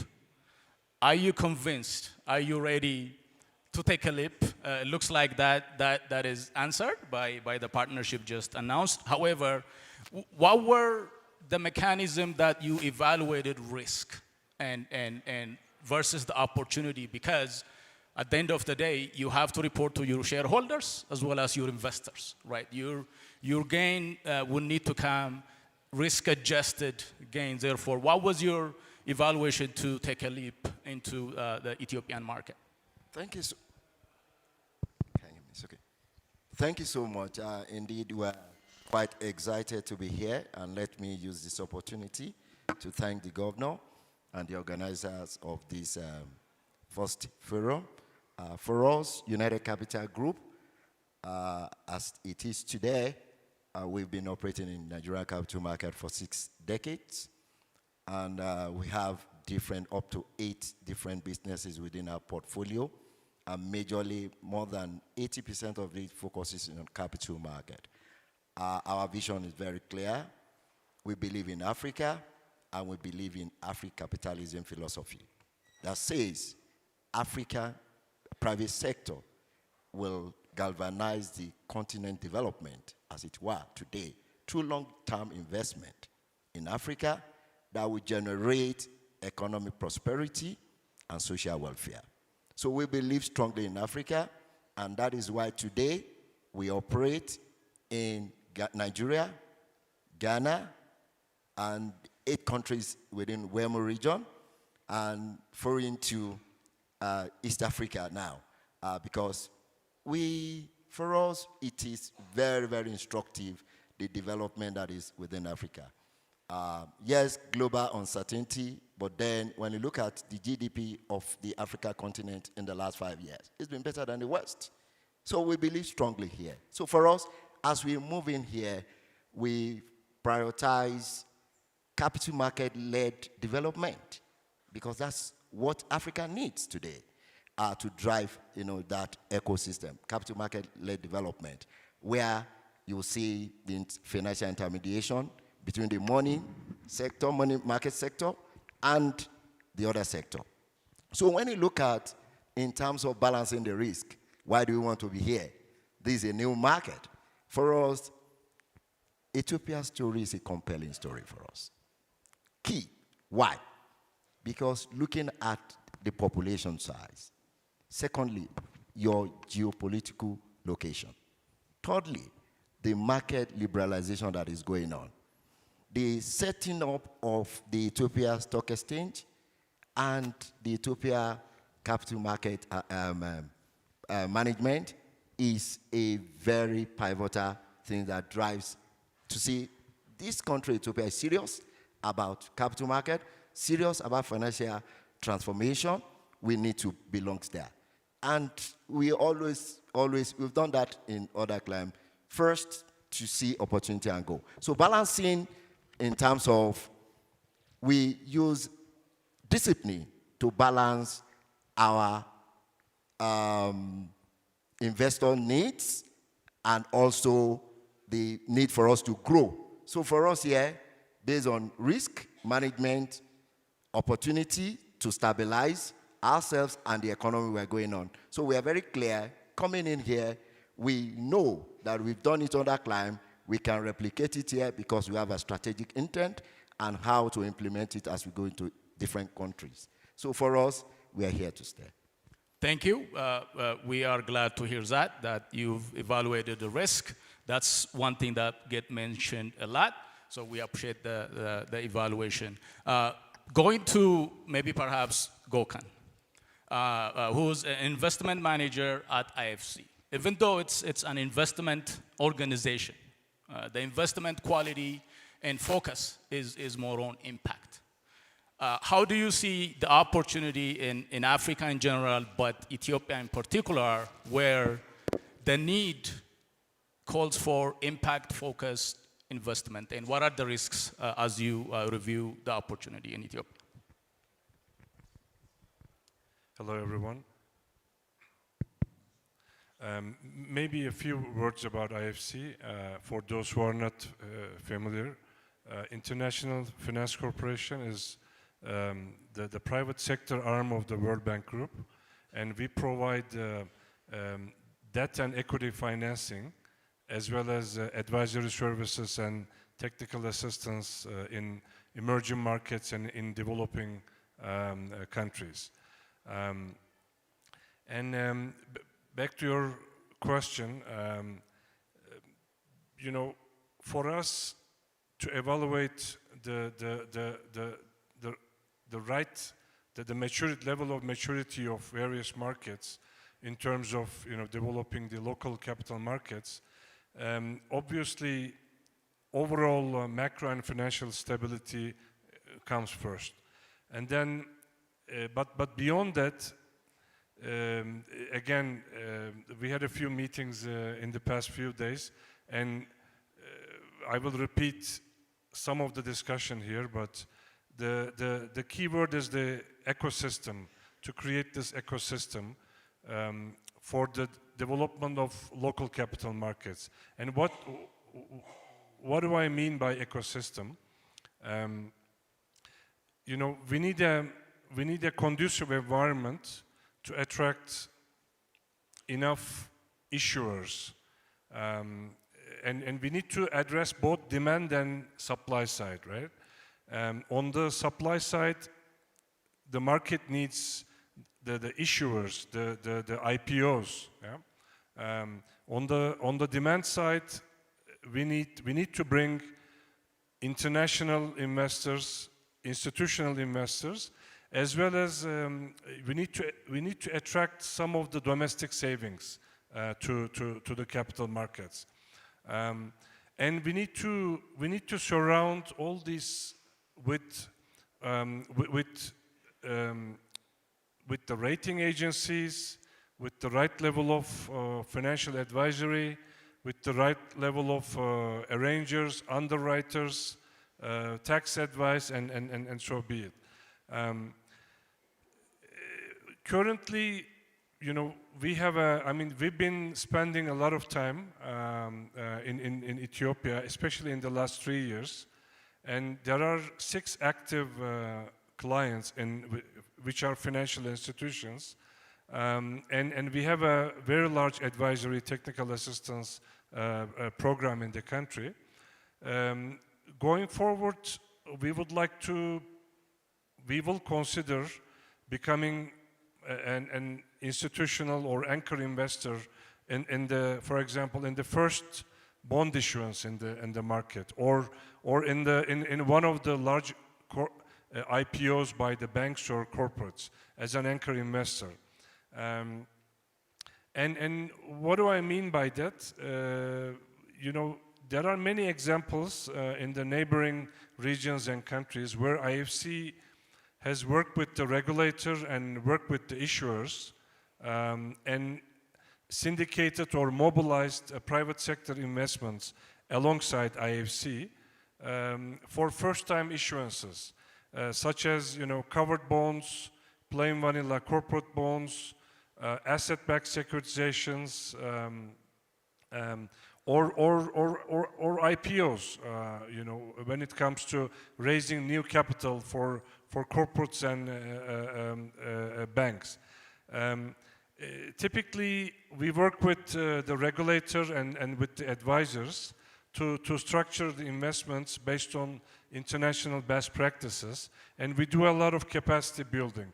But I'm happy to say that Ethiopia is on the way to become a role model in terms of the local authorities, the level of interaction of the local authorities with international partners like us.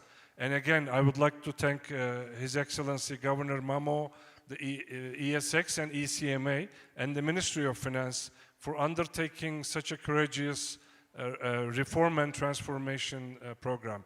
I'm personally very excited to be a small part of this transformation. So again, just to conclude, we would like to work with various and willing issuers, and we would like to play a catalytic role and bring more private sector capital to debt and equity issuances in the capital markets going forward. Thank you.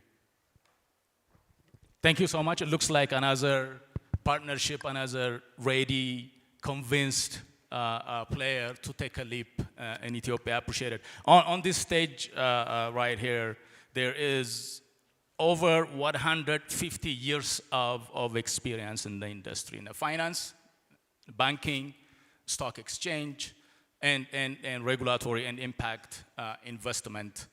Sunil, from your experience, what I liked when I saw your profile, it says Sunil is the CEO of Stock Exchange of Mauritius since 1998. I said, give me more.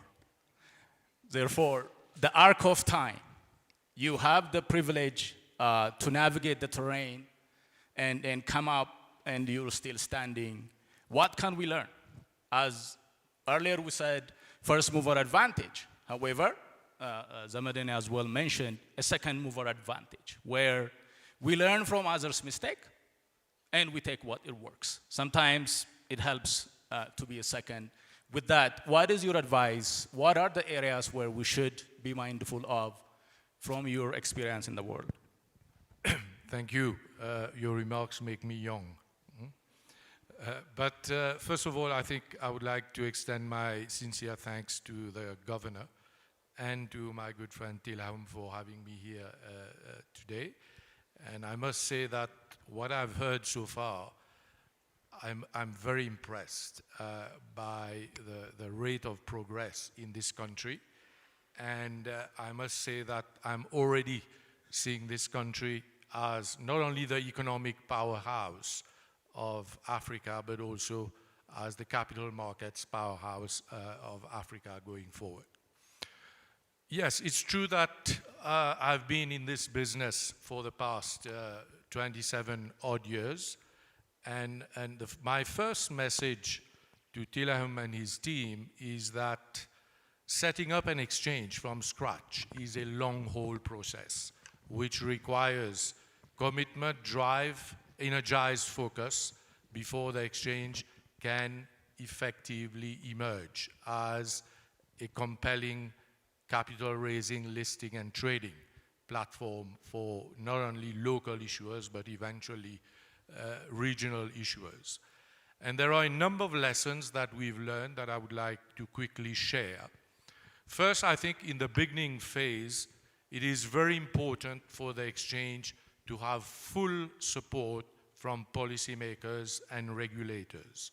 And I will share the example of Mauritius to illustrate what I mean, because it is important to create that conducive environment for the exchange to really take off. So in the case of Mauritius, when the exchange was set up, I think government understood right from the beginning that they were coming up with an idea of creating a platform that would help fund the future development of Mauritius. So for them, setting up an exchange was coming up with an idea to fuel future growth. And because of that vision, they came with a number of incentives so as to create that conducive environment. I will name a couple of them. First, capital gains, does not exist in Mauritius. So the idea was to encourage investors to come to the market through IPOs so as to fund companies to raise capital, create jobs, drive economic growth, drive GDP growth. You needed to have, as you mentioned, a strong investor base, and of course you needed to incentivize initially these investors, be it institutional or retail investors, and one way was to ensure that any gains that these people would make through acquiring shares through the IPO market or even through secondary trading would not be taxed. They even went one step further and said that for those companies that would come to the market, dividends would be tax-free. So this was also important in attracting more issuers because, as my colleague on the right rightly mentioned, the whole idea of creating a market is about stimulating the demand and the supply side.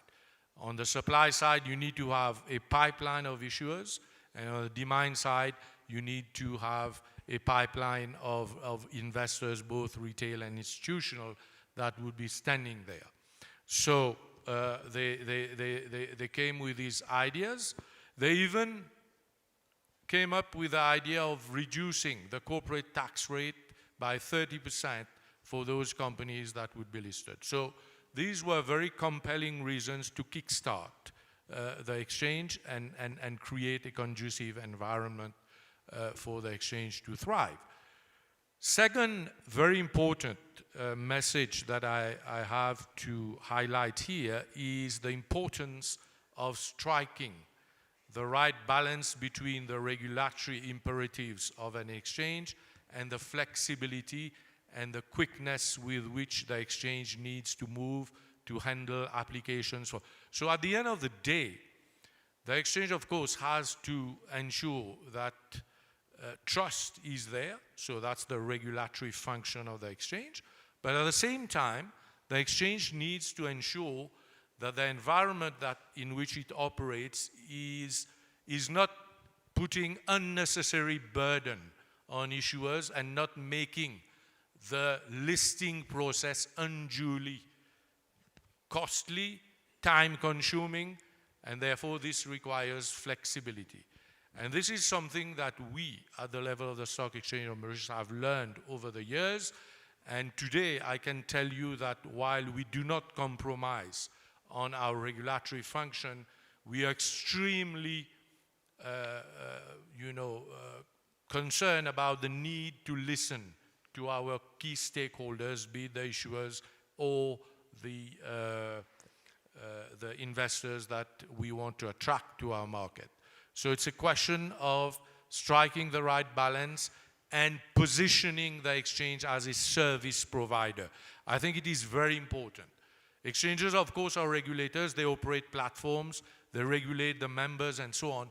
But at the end of the day, this is how I personally see the role of exchange. We are a service provider that needs to make sure that we are best in class in terms of the type of services that we provide, the quickness with which we respond to the requirements, and so on. And a third, I have so many, but time is of essence. A third very important message is for the exchange to set targets. So when we came in, we said that we would go live when we had 5 issuers.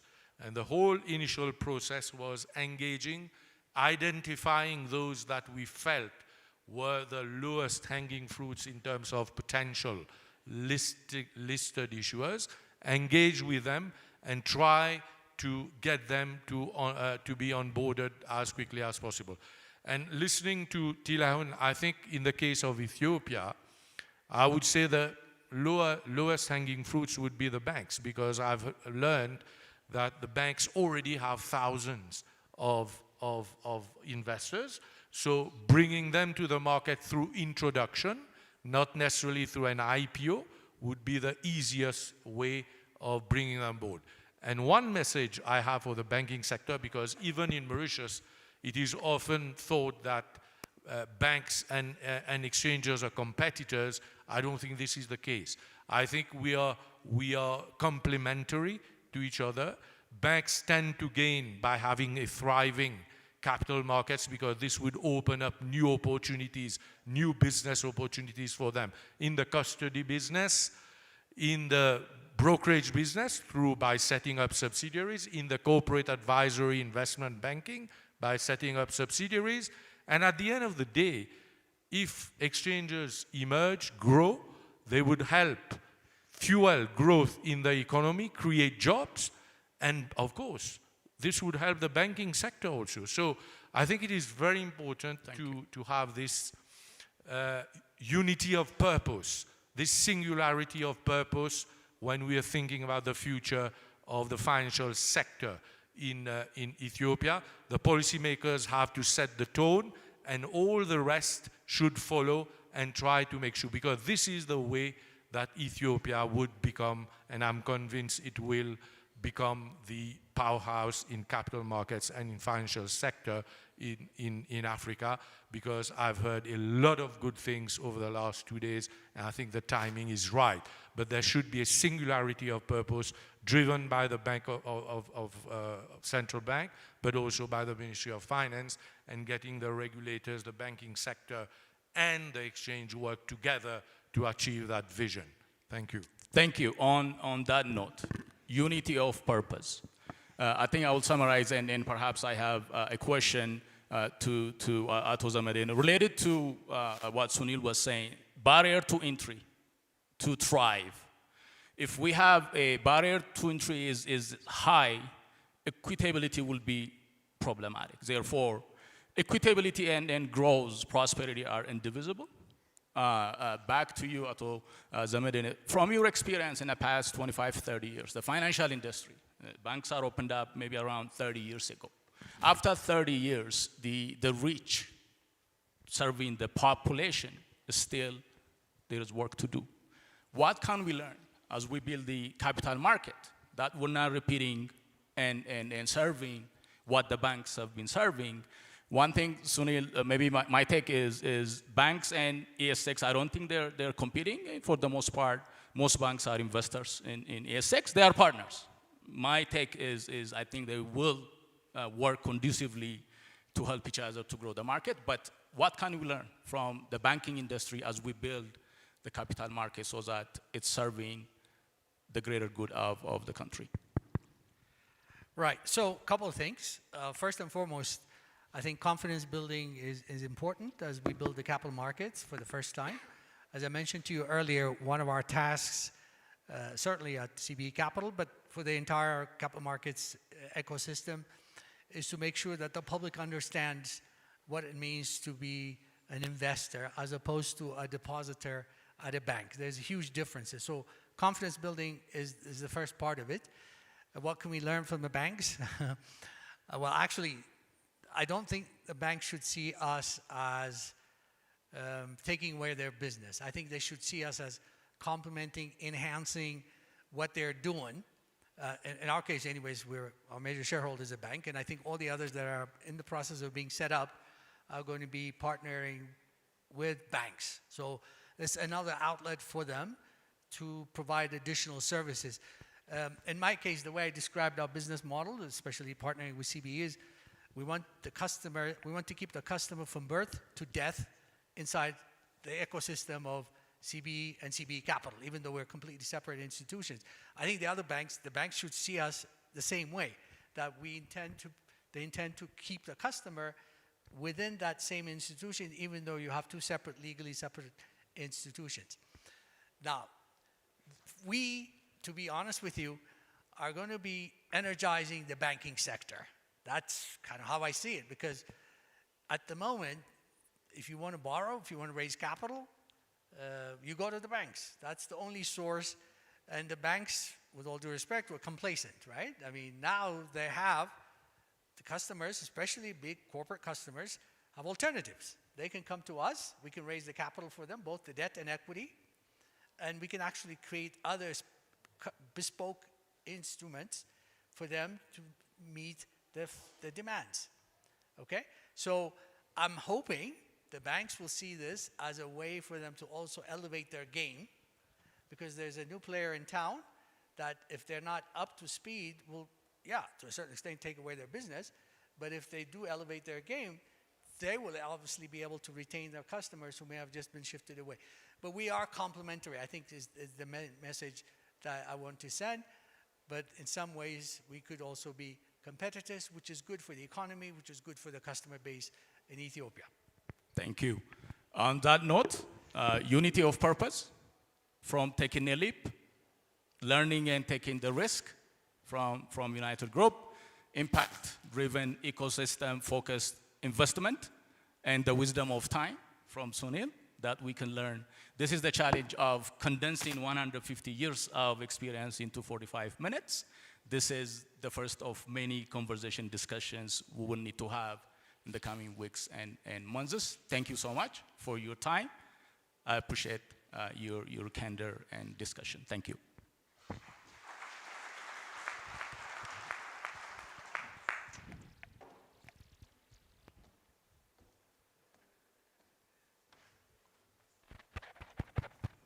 Can we give them another round of applause, please?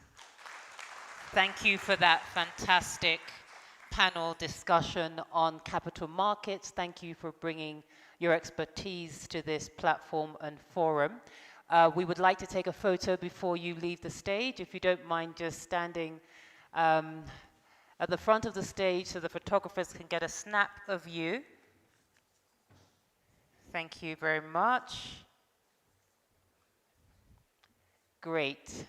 Please applaud them as they take their photo and then leave the stage. Thank you very much for that insightful discussion on capital markets development, moderated by Dr. Naol Adisu, advisor at the National Bank of Ethiopia. Great. Thank you very much. Okay.